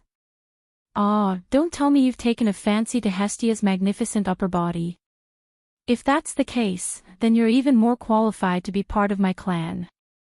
Look, I'm not inferior to Hestia at all. Saying this, the goddesses suddenly raised their heads and puffed out their chests. They desperately squeezed Noah's body, giving Noah a heavenly treatment that would make ordinary men emit black smoke and resentment. More importantly, these goddesses were all as ferocious as wolves and tigers, extremely valiant. By the way, we have all inquired. Undoubtedly, you don't even have a title, and your level is at most LV2, right? Why can you resist the valiant warrior? Because of the physique. Because of the skill. Or magic. Rare skill. Is it a rare skill? It must be a rare skill. I really want to see your ability value. No. I can't help but want to take off this child's clothes. Good idea. A man who can't even be taken down by the valiant warrior. It really makes my blood boil. Look carefully, aren't you the child who saw us naked in the bathhouse last time? Yes. Then it's okay to let us see your body, right? Don't talk about it, just take it off. Noah's face turned green for the first time in his life. Chapter 883. Ha. Under a huge wall at the edge of Eulalie, Noah, who was running out of an alley, stopped running with all his might. Using his hand to support himself against the wall, he bent down slightly and gasped for breath. He was out of breath for a long time. Even in this state, Noah quickly turned his head and looked behind him. After confirming that there was no one behind him, or rather, there was no god chasing after him, he breathed a sigh of relief. Finally got rid of them. It had been almost half an hour since he was found by a group of goddesses. In this half an hour, Noah had been running for his life. That's right. He was running for his life. Although he would not lose his life if he could not escape, he would definitely lose something more important than his life. Therefore, it was not an exaggeration to say that he was running for his life. Until now, Noah had finally escaped to the edge of Orly and got rid of the large group of goddesses. Even so, Noah still had a look of lingering fear on his face. Didn't they say that the power of gods could not be used in the lower realm? Didn't they say that their physical fitness was no different from that of ordinary people? Then my physical fitness should be much better than those so-called gods, right? Why was I still chased for half an hour before I managed to escape? For the first time, Noah understood how terrifying the so-called gods were. Undoubtedly, Noah had crossed swords with the so-called gods many times in other worlds, and even killed the so-called gods with his own hands. Logically speaking, he should be considered experienced in dealing with those gods. However, in less than 2 months after coming to this world, Noah had been chased by a group of goddesses twice, and he was almost caught in a situation where the other party could only use the power of an ordinary person. It took him a lot of effort to escape from death. Were the gods of this world so terrifying? Of course, if Noah wanted to fight seriously, he would definitely not end up like this. However, it was because he could not fight that he ended up like this. Compared to those ferocious goddesses, the charm of the beautiful gods is much easier to deal with. Noah smiled bitterly and confirmed that there was no one behind him. Then he sighed deeply, stood up straight, raised his head, and looked forward. What entered Noah's eyes was naturally the huge black wall. That was the city wall that surrounded the entire city called Orly. As mentioned before, Orly was a circle as a whole. And this circle is made up of the city wall that encircles the entire Eulalia. Although this city wall was not as tall as the Tower of Babel, it was comparable to a normal city wall. Therefore, looking up from the bottom of the wall, one could still feel an indescribable sense of oppression. It was the instinctive oppression brought by the huge thing. Undoubtedly, I have seen many things that are much more spectacular than this wall, but I can still feel this oppression. Humans are really incredible existences. Leaving behind such a sentimental sentence, Noah glanced around and walked in a certain direction. Gotcha! Opening a heavy door, Noah walked down a long flight of stairs and came to the outside where the sun was shining. This was the top of the city wall, which was also Noah's destination. Looking out from here, one could see the land, forests, and mountains that extended all the way to the horizon. Looking inside, one could see the bustling Eulalia under the sunlight. However, Noah did not look outside the city wall, nor did he look inside the city wall. Instead, he looked straight ahead. There, a figure with her back facing Noah entered Noah's vision like a beautiful picture. Her long hair that reached her waist swayed with the breeze. The sunlight pouring down from the sky shone on it, making the brilliant golden color even more dazzling. In the whole of Orly, and even in the whole world, the famous swordswoman stood on the city wall with her back facing Noah, forming a very beautiful picture. However, around such a beautiful picture, there were several other figures. Ah! The wheat-skinned Amazon girl who was chatting with the person next to her seemed to be the first to notice Noah's arrival. Her eyes lit up, and then she waved her hand in the direction of Noah with great liveliness. "Little brother. Over here." That was the first-level adventurer of the Loki clan, Tiona. Next to her, another wheat-skinned Amazon girl also looked in the direction of Noah and smiled sweetly. Oh. She really came. Who else could it be except for Tiona, who was almost inseparable from Tiona? In addition to the Amazon sisters, there were 2 other people next to A's. One of them was the Elven royal family's strongest Grand Magus, Riveria. She wore a long robe and had long, green hair that reached her waist. She gave off a noble aura. The other was a pure-looking and very cute girl, Leafia, who was also an elf girl and was being trained as Riveria's successor. Looking at the group of 5 girls forming a beautiful scenery and all of them casting their gazes on him at the first moment, Noah was completely astonished. "Why are you all here?" Yesterday, After coming out of the banquet held by the Freya clan, Ace mentioned the previous agreement with Noah. That was to try to become stronger in ways other than grace. At that time, because of Loki's uneasiness, or rather, his unwillingness to let his most precious child be taught by other people in the clan, this matter was somewhat unsettled. However, last night, Ace brought up this matter again and asked Noah to help her. For this reason, Hasti and Loki made a lot of noise. One of them objected to Noah being too close to the clan of their sworn enemy, saying that it would be suspicious of poaching.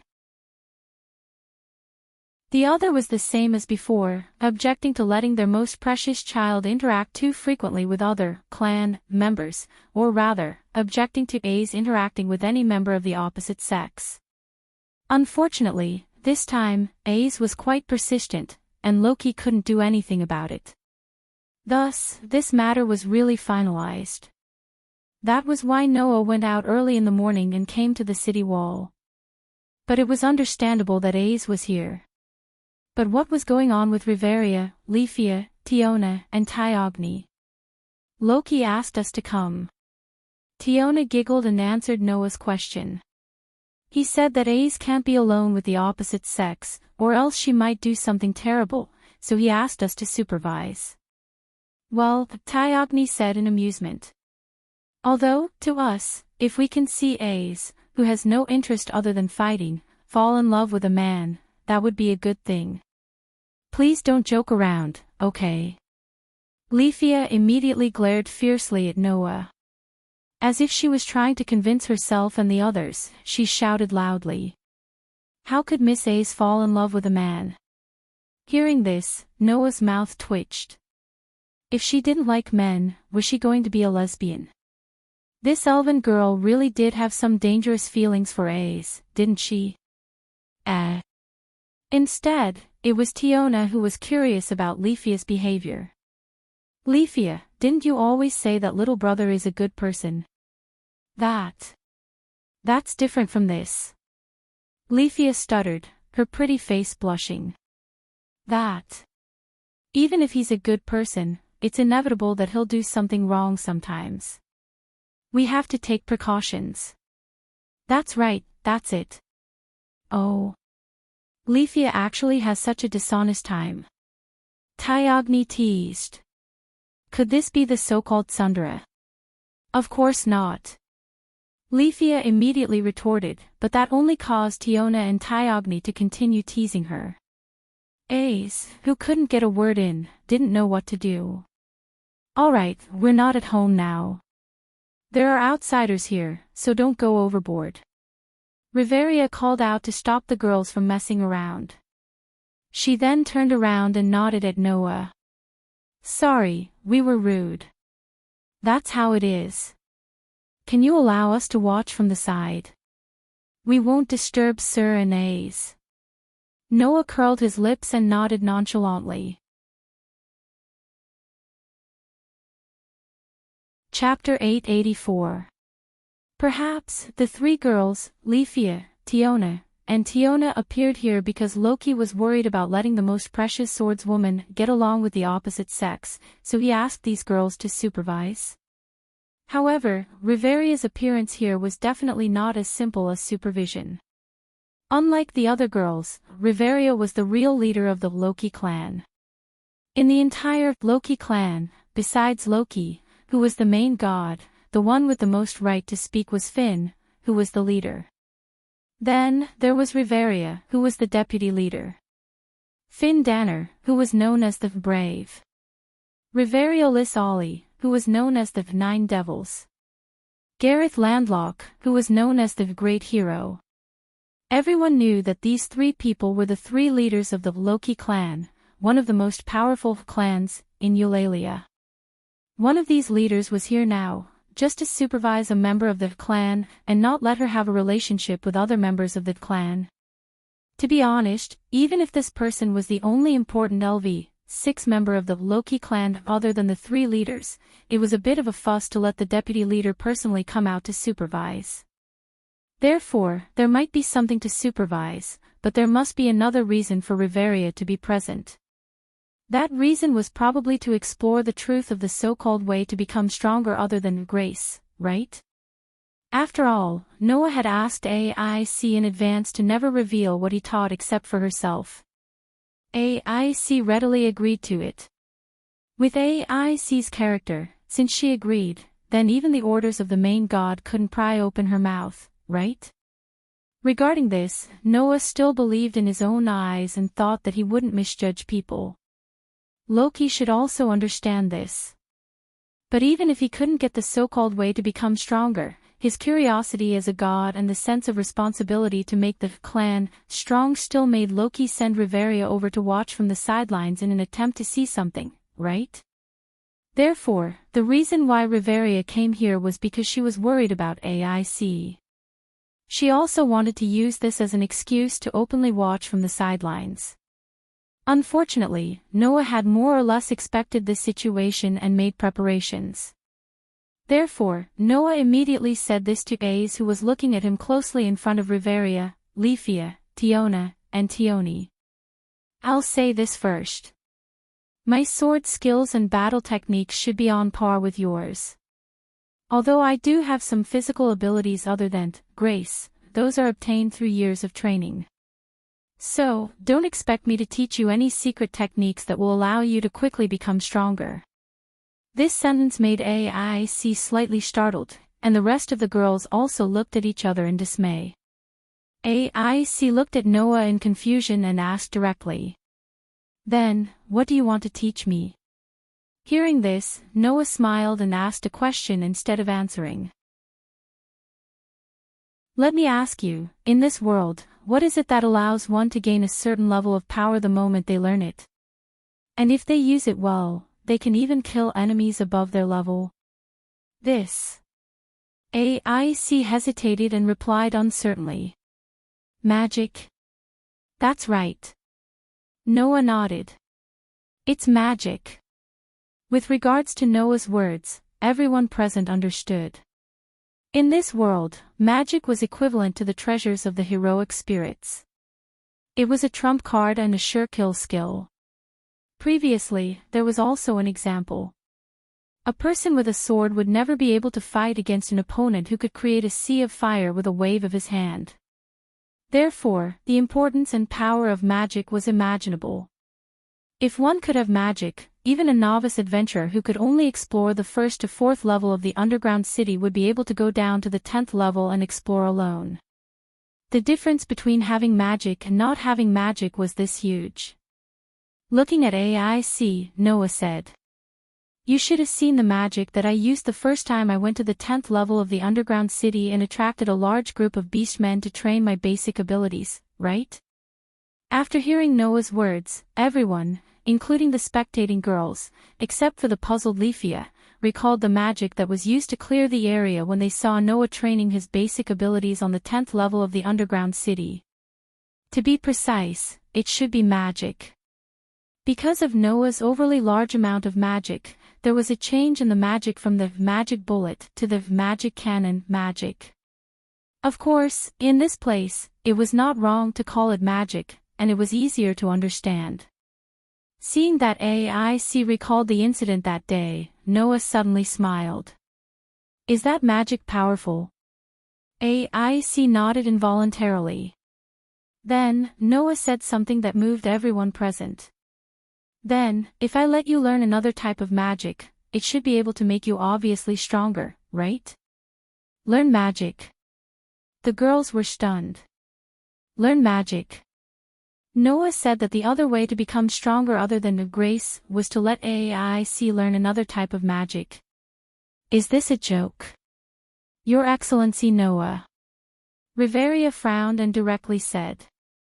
Forgive me for being blunt, but if you mean that the other way to become stronger other than the grace is to learn magic, then for AIC, it is impossible. That's right, Leafia also spoke up. Humans are unable to learn innate type of magic. These words couldn't be more appropriate for the elves, Riveria and Leafia, to say them. In this world, magic was divided into innate type and acquired type. Innate type of magic referred to magic that involved the magic of the bloodline, and magic that could only be learned through one's own potential and cultivation. Most of these types of magic had a fixed inclination, which meant that the magic that people of the same race could learn was mostly the same, and it was difficult to exceed the norm. Acquired type of magic, on the other hand, was the possibility of magic that was stimulated through the grace of God. Under the inspiration of the grace of God, one could learn at least one, and at most 3 types of magic. The latter was the source of most of the people in this world who possessed magic. The former would only appear in those magical races that were blessed by nature. Unfortunately, humans were not a magical race that was blessed by nature. Once the grace was lost, it would be impossible for them to learn magic on their own like the elves. Unfortunately, AIC was not a magical race that was blessed by nature like the elves. Therefore, everyone felt that Noah's words were strange. Noah was naturally clear about this. Words are not proof. Noah shrugged. So, let me show you the evidence. Saying this, Noah turned his back, took off his coat, and took off his shirt, exposing his muscular back in front of the girls. Wah! Suddenly seeing the body of the opposite sex, Leafia let out a strange cry, and her face turned red. AIC, Riveria, Tiona, and Tyogni subconsciously focused their gaze on the very obvious mysterious pattern on Noah's back. That was Noah's ability value. Noah Doria LV. 2 Strength, S, 967, Durability, S, 976, Agility, S, 971, Agility, S, 988, Magic, S, 954, Mystery, Magic Skill, Protection from the World, Permanent Skill. Equal to Luck. Events that were directly related to luck would eventually lead to the most favorable outcome. Among the people present, Tiona and Tyogni could not understand the sacred text. However, AIC, Riveria, and Leafia could understand the sacred text. Therefore, when the 3 girls deciphered Noah's ability value and imprinted it into their minds, the 3 girls were completely stunned on the spot. That's impossible. Leafia subconsciously covered her mouth with her little hand and cried out in surprise. How could this be? Riveria seemed to have been caught off guard and was stunned on the spot. AIC looked closely at the ability value on Noah's back, and after confirming the contents, her eyes could not help but flicker. Tiona and Tyogni, who could not understand the sacred text, looked at AIC, Riveria, and Leafia's reactions and became curious. Chapter 885. What's wrong? What's wrong? Seeing A's, Riveria, and Rafia staring at Noah's ability value with incredulity, Tiona and Tyogni hurriedly asked. What's wrong with that ability value? A's, Riveria, and Rafia ignored Tiona and Tyogni. Instead, they kept checking Noah's ability value over and over again until they were sure that they weren't mistaken. They fell into an indescribable silence. Hey, what's going on?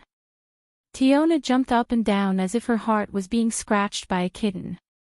Say something. Yeah. Even Tyogni was a little anxious. What's wrong with that ability value? Riveria and Rafia looked at each other and smiled bitterly. Rafia was still in disbelief. Why is the magic column empty? Tiona and Tyogni couldn't understand the meaning of this sentence at first. When they finally reacted, their eyes widened. You're saying that his magic column is empty? Tyogni asked in surprise. Impossible. Undoubtedly, he used magic that day in the dungeon. Yeah. Tiona nodded repeatedly. I saw it too. Ace, Riveria, and even Finn saw it. There's no mistake. If you put it that way, I don't know what's going on either. Leafia looked distressed. I wasn't there that day. In fact, other than the fact that the magic column was empty, Ace, Riveria, and Rafia were also surprised. First, Noah's basic ability value. His ability value was S stage. This was the first time A's and the others heard that someone's ability value could reach this level.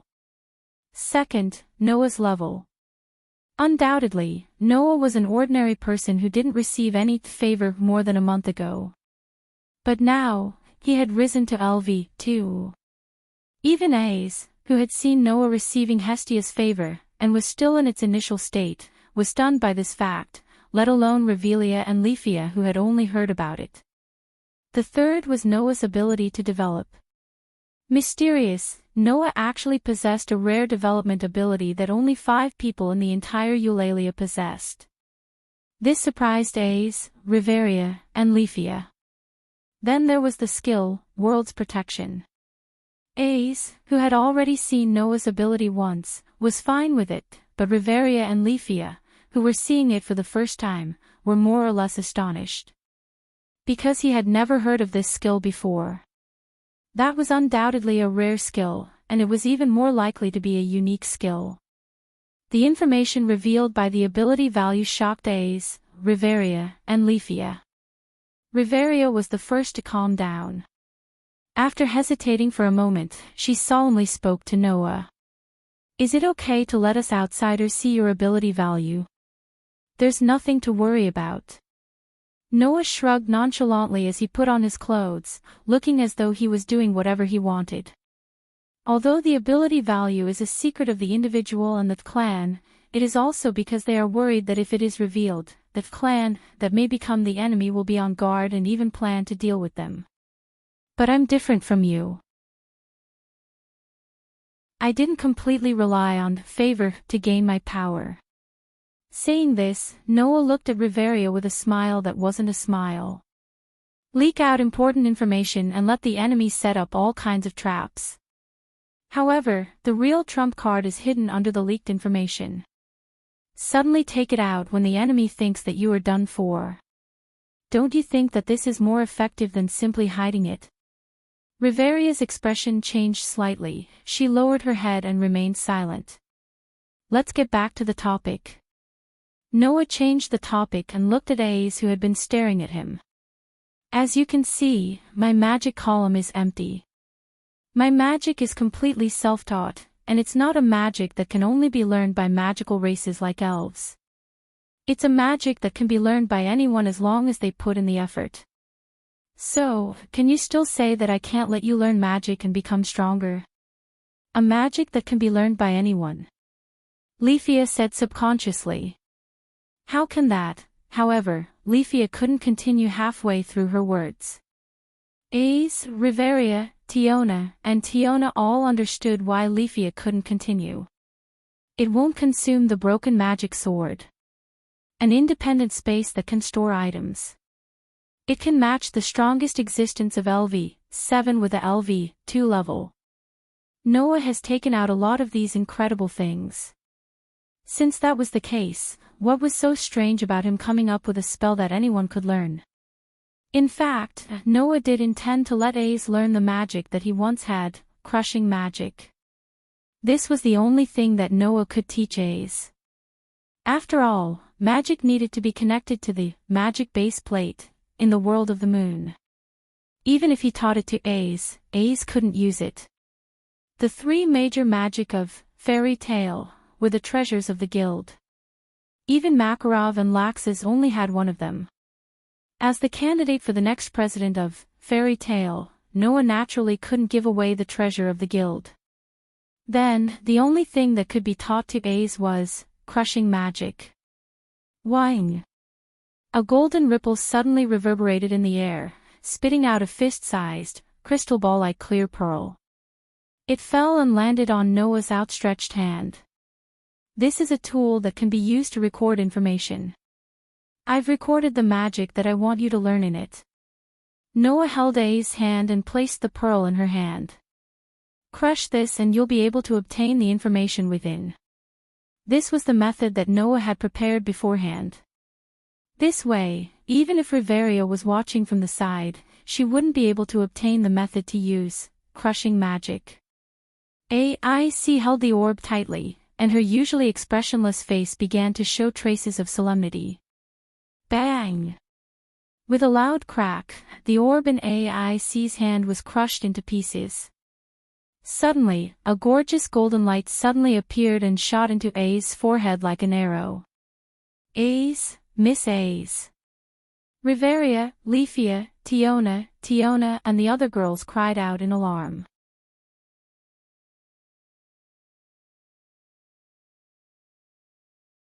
Chapter 886. At the corner of the city wall surrounding Olalai, a dazzling white light that was even more dazzling than the sun's rays, like a tidal wave, instantly expanded to the surroundings, and continued to rise sharply. Everywhere that was covered by the brilliant white light, a corner of the city wall was directly divided by a white line. It trembled frequently, as if it could explode at any time. It looked quite dangerous. Ah! In the center of the white light, Ace let out a miserable cry. It wasn't because of pain, but because she was trying to control the magic that had gone out of control. Ace, Miss Ace. Leafia, Tiona, and Tiny were anxious. Just as they were about to rush into the dazzling white light, Riveria shouted. "Don't touch that light. It's very dangerous." As expected of the existence known as the most powerful archmage in Eulalia. Even though crushing magic wasn't a type of magic from this world, Riveria, with her astounding attainments in magic, was still able to more or less see through the properties of crushing magic and understand the danger of coming into contact with the white light. Under such circumstances, Leafia, Tiona, and Tiny reflexively stopped and didn't dare to move forward. They could only anxiously wait at the edge of the white light. Whoosh! But at this moment, a black shadow ignored Riveria's warning and fiercely shot into the dazzling white light. The moment the dazzling white light came into contact with the black shadow, it was as if it was dispelled by fog and directly disappeared. Immediately, in the eyes of Riveria, Leafia, Tiona, and Tiny, the dazzling white light was like a sea that was suddenly parted. Wherever the black shadow passed, the white light turned into mist and dissipated, forming a path. Immediately after, Noah, who had turned into a black shadow, suddenly flashed in front of Ace, who was trying her best to control shatter magic, and fiercely hugged Ace. The dazzling white light bursting out from Ace's body suddenly paused. Poof! Like a scattered mist, the dazzling white light with Ace as the center suddenly disappeared without a trace. At this moment, Ace's knees went soft and she sat on the ground. She panted and her eyes were filled with unconcealable exhaustion. Obviously, although the shatter magic just now went out of control, it still consumed most of Ace's mental strength. She didn't directly exhaust it and fell into a deep sleep. It was all thanks to Noah's curse resistance that could nullify mystical powers that didn't reach the realm of gods. In other words, Noah's hug directly nullified the shatter magic from Ace's body. Ace, Miss Ace. Only then did Riveria, Leafia, Tiona, and the other girls rush over to AIC's side. Miss AIC. Leafia squatted down and supported AIC, her face full of worry. Ace, Rifia. Ace was still panting. She looked at Rifia tiredly and shook her head. I'm fine, Riveria sized up Ace. After confirming that Ace was indeed fine, she turned her head and looked at Noah. That magic just now went out of control, right? That's right. Noah laughed bitterly. This magic is very difficult to control. If it's not careful, it will go out of control. Once it goes out of control, everything in the surroundings will not be spared. Everything in the surroundings will not be spared. Riveria frowned. What kind of magic is that? It's a magic called shatter. Noah didn't hide it and said directly. As the name suggests, it can shatter everything, including the human body and magic. Such a dangerous magic. Tiona was bewildered. Then, just now. Noah rubbed his eyebrows. Just now, if I didn't stop it, the city wall here would probably be missing a piece. Hearing this, the group of girls finally understood what Riveria meant when she said that it was dangerous. You actually let Ace learn such a dangerous magic? Riveria's frown deepened, and her tone even carried a hint of questioning. If Ace can't control this magic, then won't everyone around her be in danger? Don't worry. Noah glanced at Riveria. I've already considered this point. After saying this, Noah stretched out a hand and directly reached into the space. To be more precise, it should be said that he reached into a golden ripple that reverberated in the space beside him. After a while, Noah pulled out a very beautiful bracelet that seemed to be made of ivory from his treasury. Squatting down, this time Noah extended a hand to Ace. Give me your hand. Ace raised her head and looked at Noah's outstretched hand. After hesitating for a moment, she obediently put her hand in Noah's palm. Under everyone's gaze, Noah put the bracelet on Ace's wrist, and while putting it on, he explained. This is a bracelet that can suppress the activation of magic. As long as you wear it, you won't be able to activate magic, including your acquired magic from grace. So, you can use it according to the situation. It's the same when you practice crush magic. Once you lose control of your magic, wear it immediately, and the magic will be cancelled. A bracelet that can suppress magic. Leafia, Tiona, and Tiona looked at the bracelet on Ace's wrist curiously. You really are an incredible person. Riveria sighed. Not only do you have incredible abilities, but you also have so many incredible things. I really want to know where all these things came from. Yeah. Tiona's eyes began to sparkle as she looked at Noah. Little brother, what other incredible things do you have? Take them out for us to see. Don't keep saying stupid things, idiot, Tiona reprimanded Tiona. I don't have the obligation to take out my own things to satisfy your curiosity. Despite saying that, Tiona herself was also very curious. Even Leafia kept stealing glances at Noah, a look of curiosity in her eyes. In short, take care of yourself. Noah ignored the others and only told Ace. Your mental power is very strong. Otherwise, you wouldn't have been able to release the true name of the sword in the stone. However, the stronger your mental power, the more powerful the magic crush you can use. If you don't think of a way to control it, it is possible that your Loki clan's headquarters will be blown to pieces. Hearing that, everyone, including Riveria, shuddered. Ace was the only one who nodded heavily. She looked at Noah with eyes full of gratitude. Thank you for giving me such great power. Don't thank me. Noah spread out his hands. I just don't want this magic to be inherited by no one. Since Magic Crush was integrated into Noah's authority, Noah could only use Magic Crush when he was using the Horde incarnation. He could no longer use Magic Crush by learning Magic Crush from scratch. For example, the magic called Magic Crush was like a full cup of water. When it was integrated into Noah's authority, it only added sugar and turned into sugar water. It did not disappear. If Noah learned Magic Crush from scratch, the water called Magic Crush would overflow even if it was poured into the cup. Not only would it run away, it would also turn into sugar water like the water in the cup. Therefore, Noah could no longer use Magic Crush without using authority. Then, if teaching this magic to Ace could help her, Kildas would probably be happy, right? I've given you the power you want. I've also helped you solve the problem of losing control of your magic. Now, it's up to you how to control and familiarize yourself with this magic. Noah folded his arms. I have done what I can do. I can't always watch over you. You have to be careful. Don't make any accidents.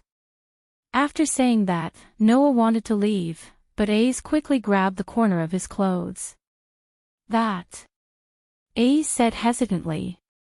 Can I repay you?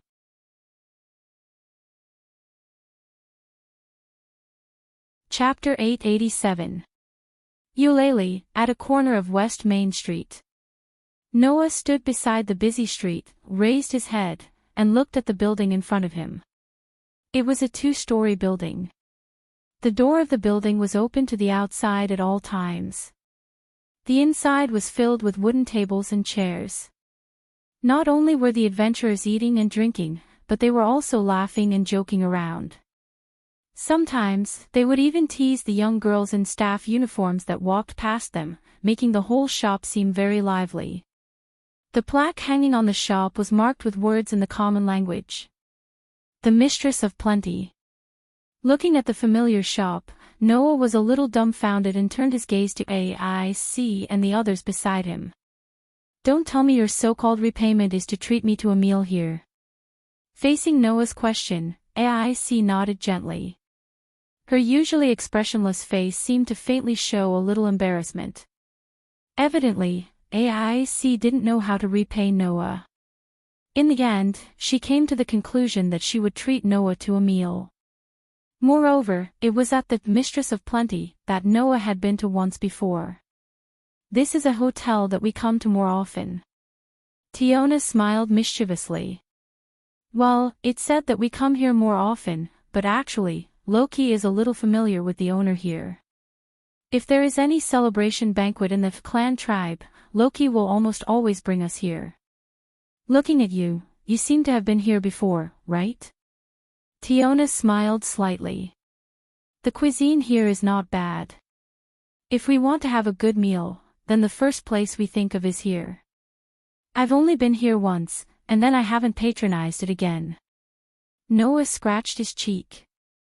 Well, when I first came to Eulalie, a clerk here helped me a lot.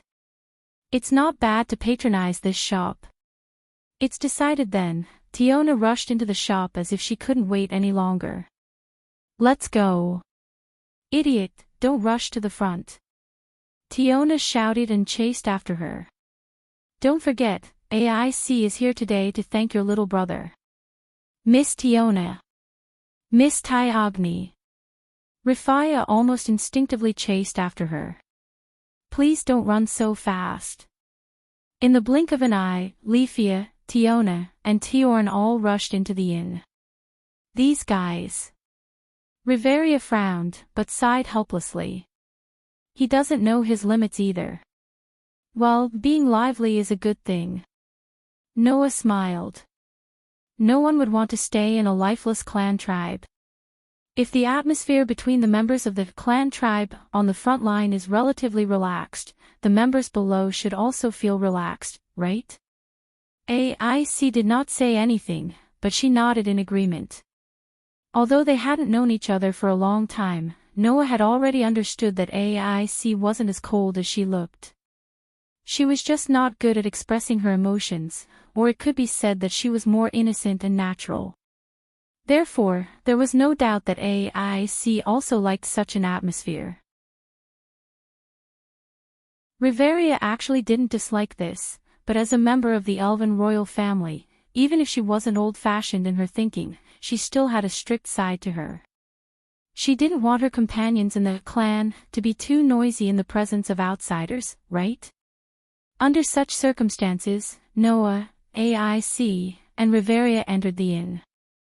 Welcome, just like the first time Noah came, a shop assistant dressed as a waiter came out to greet him as soon as he entered the inn. However, it was different from the last time Noah came. This time, it wasn't the playful and cute she-her who came out to greet him, but another young girl. She was a young girl with long ears and light blonde curly hair that reached her shoulders. She had a cold expression and gave off a cool vibe. Seeing the pair of long ears, Noah was somewhat surprised. An elf? Yes. It seemed like it wasn't the first time that the elf girl had encountered such a reaction. She just responded indifferently and immediately began to greet them in a businesslike manner. Everyone, please come this way. The elf girl seemed to know the group of first-level adventurers from the clan tribe of Loki and very politely led Noah, AIC, and Riveria into the inn. In the most conspicuous position in the inn, Tiona was waving her hand in their direction. Little brother. AIC. Riveria. This way.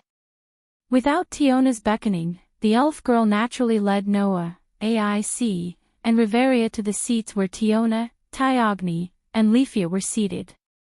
After sitting down, the elf girl began to ask unhurriedly. May I ask, what would you like to order? Just as Tiona was about to place her order, Tiona held her back. Didn't I tell you that I'm here to invite this little brother of yours today? Since when was it your turn to order? Tiona immediately lowered her head in dejection. Tiona, AIC said softly as though she couldn't bear to see Tiona's dejected look. You can order what you like too. Really? Tiona's spirits were lifted, and she hugged AIC. Wow. I like AIC the most. Miss Tiona. Rifia said with some dissatisfaction and hesitation. Don't keep hugging Miss AIC. What's wrong, Leafia? Leafia. Tiona smiled mischievously. Are you envious? That's not it. Leafia retorted with a hint of panic. I just feel that it's not good to be hugging in front of so many people. What's wrong with that? Tiona pressed her face against AIC's and giggled. AIC is my special guest. Leafia immediately bit her lips in regret and envy, causing Tyogni and Riveria to break into laughter. AIC obviously didn't dislike Tiona's intimacy, but she was a little embarrassed. Noah didn't dislike this atmosphere either. He chuckled and suddenly thought of something. He turned to the elven girl who had been waiting for them to order. By the way, is Miss Sheath here? Sheath. Finally, there was a slight change in the elf tribe's pretty face. After a slight pause, she looked at Noah. Do you know Sheath? Miss Sheath helped me the last time I came to this restaurant. I haven't thanked her yet. Is she busy now? Noah asked. If she is, I won't disturb her. Please help me tell her that I'm very grateful for that time at the bookstore. Understood. The elf girl nodded obediently. Perhaps it was because Noah was acquainted with her companions in the shop, but the cold look on her face melted a little. I'll pass on your message to she. Sorry to trouble you. Noah thanked him and began to order the food. It didn't take long for the elven girl to leave. Looking at the elven girl's back, Noah sighed. So there is an elven clerk in this restaurant. I didn't notice it the last time I came. The elves were a very unique race. Not only did they have the bloodline to learn innate magic, but they also had an outstanding appearance compared to other races. This made the elves have a relatively high self-esteem. With such self-esteem, it was indeed surprising that they were still working as a clerk in a restaurant. Her name is Rue Leon. Riveria also looked at the elven girl who was walking to the kitchen. In fact, the owner of this restaurant often takes in some children who have unspeakable difficulties. So, almost every clerk here has some unspeakable secrets. That child is just one of them. Hearing this, Noah nodded and expressed his understanding. If there was something unspeakable, then it wouldn't be strange. While waiting for the food to be served, Noah chatted with the group of girls from Rocky's clan. Most of the topics revolved around Noah. After all, Noah had so many unbelievable things, so naturally, it would arouse the curiosity of others. However, at a certain moment, such a voice drilled into Noah's ears. Oh. Isn't this the little devil who has been rumored to be a god recently?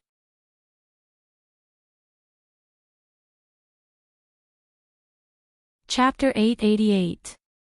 Oh. Isn't this the little brat who has been rumored to be a god recently? When such an ear-piercing voice, which seemed to have been deliberately increased in volume, reverberated throughout the noisy hotel, the noise level of the entire hotel began to decrease. Noah and the others, who were chatting happily, were also attracted by the voice. They turned their heads and looked at the source of the voice. What they saw was a group of adventurers sitting next to Noah and the others.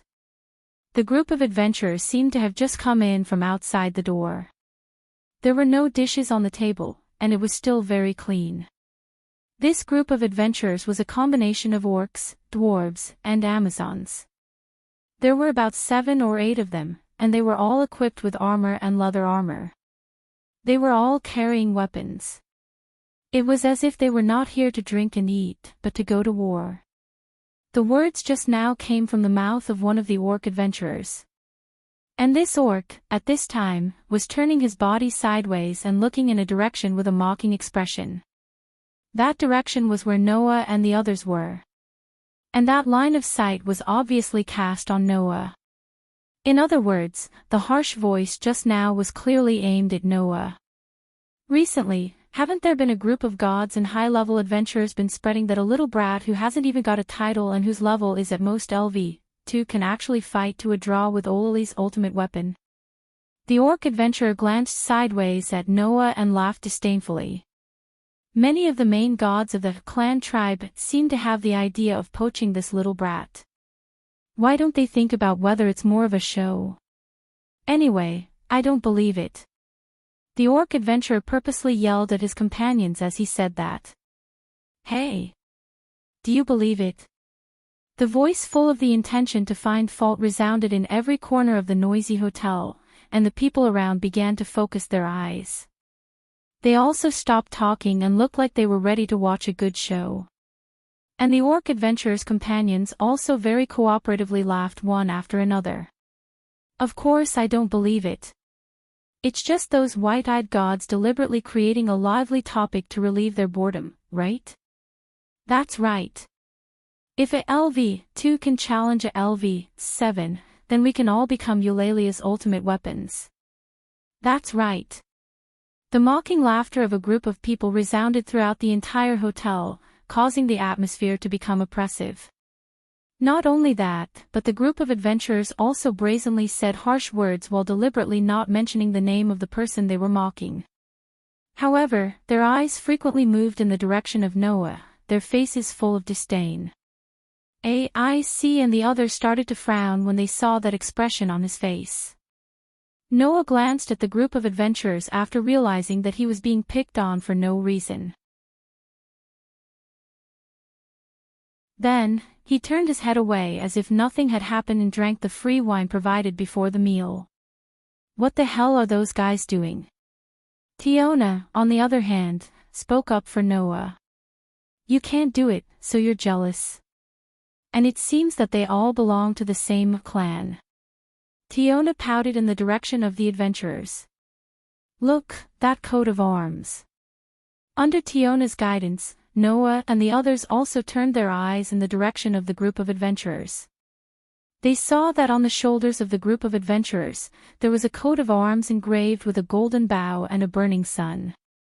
Including the orc adventurer, the group of adventurers all belonged to the same clan. That's... Riveria seemed to recognize the coat of arms. Isn't that the coat of arms of Apollo's clan? Apollo's clan. AIC, Leafia, Tiona, and Tiona all raised their eyebrows. Apollo's clan. Noah's eyes narrowed slightly. Apollo. This deity was very famous. Of course, that was referring to myths. In this world, Noah had yet to see Apollo, so he didn't know what kind of god Apollo was. However, this follower of Apollo was the first to find fault with Noah. The way I see it, there's an 80% chance that he drank some elixir accidentally made by a famous pharmacist, and somehow got a temporary boost in strength. That's why he dares to show off in front of the fierce one, right? The orc adventurer repeatedly raised his voice, trying his best to ridicule. Or maybe it's not a person, but a humanoid monster that came out of the dungeon. The adventurers sitting at the same table as the orc adventurer all burst into laughter. Even the surrounding guests began to laugh more or less. Those guys, Tiona couldn't help but want to stand up, but she was hugged by Leafia who was sitting beside her. Miss Tiona. Don't cause trouble. Tiona, calm down. Riveria calmly said. If you make a move, it will cause a lot of trouble. They're not laughing at us. Tiona folded her arms. If we don't make a move, then little brother's position will become even more difficult. Tiona. AIC also looked at Tiona and shook her head. Don't be rash. But. Tiona looked angrily at Noah, who was leisurely drinking his wine. Little brother, don't you feel angry when they say that about you? To be honest, I really don't. Noah acted as though he didn't hear anything. Or rather, he simply ignored the adventurers and smiled. If I get angry when people find fault with me, then I'll probably be angry every day for a year. After all, it wasn't the first time that people found fault with Noah. Even if Noah had a strong and domineering side, he wouldn't go so far as to pick a fight with those small fries. Otherwise, when Noah was in the world of Dark Bullet, he would have been tired out by those small fries in the name of eliminating the cursed child. Although I can't say that I'm used to it, I won't go so far as to pick a fight with some guys who are just talking nonsense. Noah's expression was indifferent. In the case that they haven't touched my bottom line yet. Hearing this sentence, AIC, Riveria, Leafia, Tiona, and Tiona looked at each other. Why does this sentence sound like it won't be long before the other party touches Noah's bottom line? Ignoring those adventurers who had been laughing at them, Noah and the group of girls of Loki's clan directly ignored them and once again laughed and chatted with each other. Seeing this scene, the surrounding guests who were ready to watch a good show also turned their heads away in disappointment and continued to drink and fool around, restoring the lively atmosphere of the hotel. As a result, the adventurers who were mocking the adventurers were like clowns trying to amuse the crowd. And this undoubtedly annoyed the other party. It was just like what Noah had said. For small fries like this, the best way was to ignore them.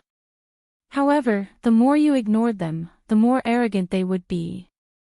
Then, when the other party was arrogant to a certain extent, what would they do? There was no doubt that they would step on Noah's bottom line. Just as Noah and the group of girls of Loki's clan were laughing and chatting, the orc adventurer suddenly picked up a free drink on the table and sneered. Sorry, my hand slipped. After that, the orc adventurer directly threw the glass of drink in the direction of Noah. However, at the same time, another glass of drink was suddenly thrown into the air and fiercely hit the drink thrown by the orc adventurer. Bang! With a clear muffled sound, the two glasses of drinks fell at the same time, spilling all the drinks inside. Coincidentally, all the poured drinks were all splashed in the direction of the orc adventurer. The orc adventurer even maintained the motion of throwing the wine glass, and then, the fragrant wine splashed in front of him. Paw! As if being slapped in the face, all the wine in the air splashed on the orc adventurer's face, drenching his head and clothes. The orc adventurer couldn't even react and just stood there blankly with a silly look on his face. In this regard, Noah just glanced at the orc adventurer and said faintly, "Sorry, my hand slipped." Suddenly, the tense atmosphere of the scene exploded.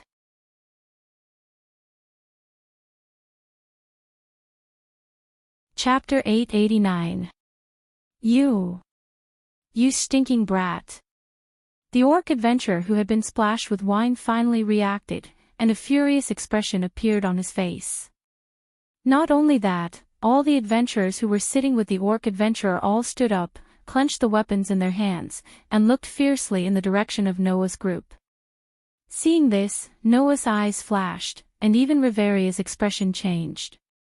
As for the surrounding guests, they were not surprised, but happy. Oh! Are they going to fight? Yay, yay! Let's fight! Similar voices continued to come from the surroundings. As if being indulged by such voices, the orc adventurer was the first to raise his weapon. Stinking brat! I'll make you regret this. After saying that, led by the orc adventurer, a group of adventurers from Apollo's clan was about to rush in the direction of Noah, but a faint voice broke in. "Sorry to keep you waiting." After saying that, the elf girl, who was also the shop assistant called Lou by Riveria, walked towards Noah's table with the dishes in her hands. She didn't seem to notice the aggressive group of adventurers from Apollo's family at all. She ignored the hostile atmosphere and walked straight to Noah's table. "These are the dishes you ordered, please enjoy." After saying that, the elf girl began to put the dishes on the table of Noah's group. Her movements looked slow, and she didn't care about the dangerous atmosphere at all. Her expression was still indifferent. This made AIC's group a little strange. Even Noah was a little speechless. Even Noah's group was like this. The group of adventurers from Apollo's clan was even more embarrassed. "Stinking bitch." The orc adventurer angrily cursed. "Do you want to die?" However, as soon as the voice fell, the elf girl's gaze swept toward the orc adventurer. It was a gaze filled with coldness and callousness. It was extremely sharp, causing one's heart to shrink and the air to freeze. The orc adventurer who was yelling at the elf girl's face stiffened, and he was frozen in place by the extraordinary pressure. Noah also felt the extraordinary pressure from the elf girl's body, and his brows slightly raised. In such a situation, the elf girl said lightly, "I don't want to be rough in the shop, but if someone wants to be rough in the shop, then I can only make a move." From the elf girl's tone, no one could hear the meaning of flaunting her superiority. It gave people the feeling that if the elf girl made a move, then the adventurers from Apollo's clan would absolutely not be able to touch a hair of her. "You." The orc adventurer's face suddenly turned green and then white, as if he was about to become angry and desperate. But at this moment, the elf girl made a move. Duh. In an extremely subtle sound, the elf girl suddenly raised one of her hands. In that hand, a kodachi silently appeared. Except for Noah, Ace, Riveria, Tiona, and Tioni, no one saw when the kodachi appeared in the elf girl's hand. Of course, the group of clowns from Apollo's clan led by the orc adventurer didn't notice it either.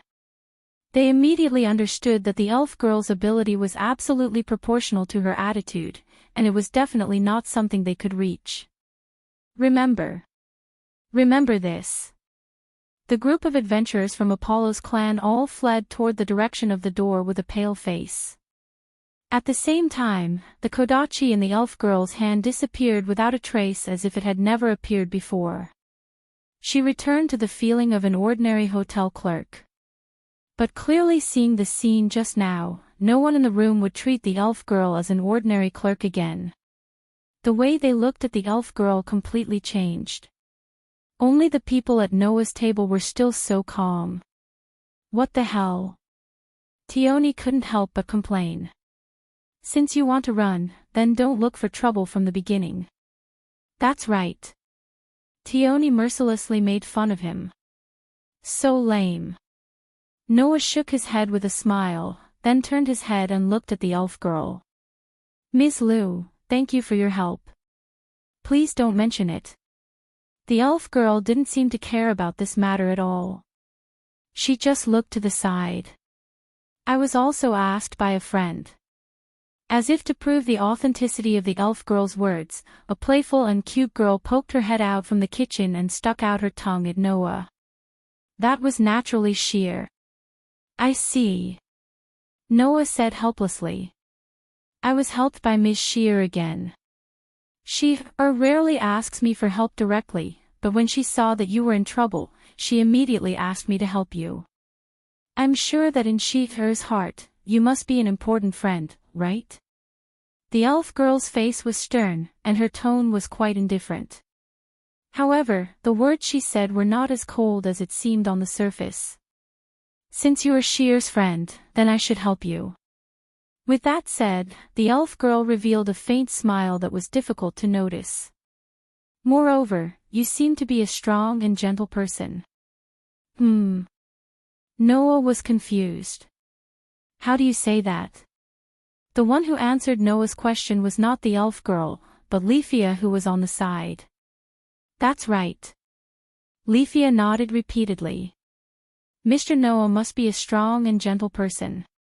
Ah. Noah blinked. Why do you say that? Because. Leafia lowered her head with her cheeks slightly blushing. When, the first time we met, you touched my head, and I didn't resist. Didn't resist? Noah was even more confused. Didn't resist? Ace, Tiona, and Tyogni looked at each other. Didn't resist? The elf girl was obviously a little surprised. She frowned and immediately looked straight at Noah. Sorry, I was rude. After saying that, without giving Noah a chance to react, the elf girl reached out her hand, grabbed Noah's hand, and held it tightly. When she held Noah's hand tightly, the elf girl hesitated for a moment. However, that hesitation, after successfully holding Noah's hand, turned into surprise. Holding Noah's hand tightly, the elf girl stared blankly at Noah's face and murmured. He really didn't resist, being held by a girl he met for the first time, and with such behavior, Noah couldn't help but feel awkward. He looked at Riveria. Can you explain the current situation? Don't you know? When Riveria saw that the elf girl held Noah's hand and didn't resist Noah, her expression towards Noah became much gentler. Although it's a little strange for me to say this as an elf royalty, the elves do have a kind of misophobia that is hard to compliment. Under normal circumstances, they would never allow those who they don't approve of to touch any part of their body. Not to mention someone they just met. Leafia nodded her little head. Only the gentle and righteous people will not be rejected by the elves. The touch of the ugly and lustful people will never be accepted by the elves. It's just a word. The Amazon sisters, Tiona and Tyogni, laughed at the same time. You're a good person. Noah was speechless when such an obvious card was given. You're indeed Sheether's friend. The elf girl seemed to have reacted. She let go of Noah's hand without hesitation, and the extremely faint smile on her face became slightly more obvious. You're a person worthy of respect. Even Noah looked a little unnatural when he was praised by the elf girl so openly. But Noah didn't notice it. When the elf girl held Noah's hand and held it tightly, beside her, AIC's clear and transparent eyes slightly fluctuated a few times. Only AIC knew. At the moment when the elf girl held Noah's hand, there was a trace of inexplicable strangeness in her heart. It was as if AIC didn't really want to see the elf girl holding Noah's hand. With one hand on her heart, AIC murmured with some confusion. Why? You're tuning into the Journey of the Soul YouTube channel. Don't forget to subscribe and join us on this journey to catch the most captivating stories.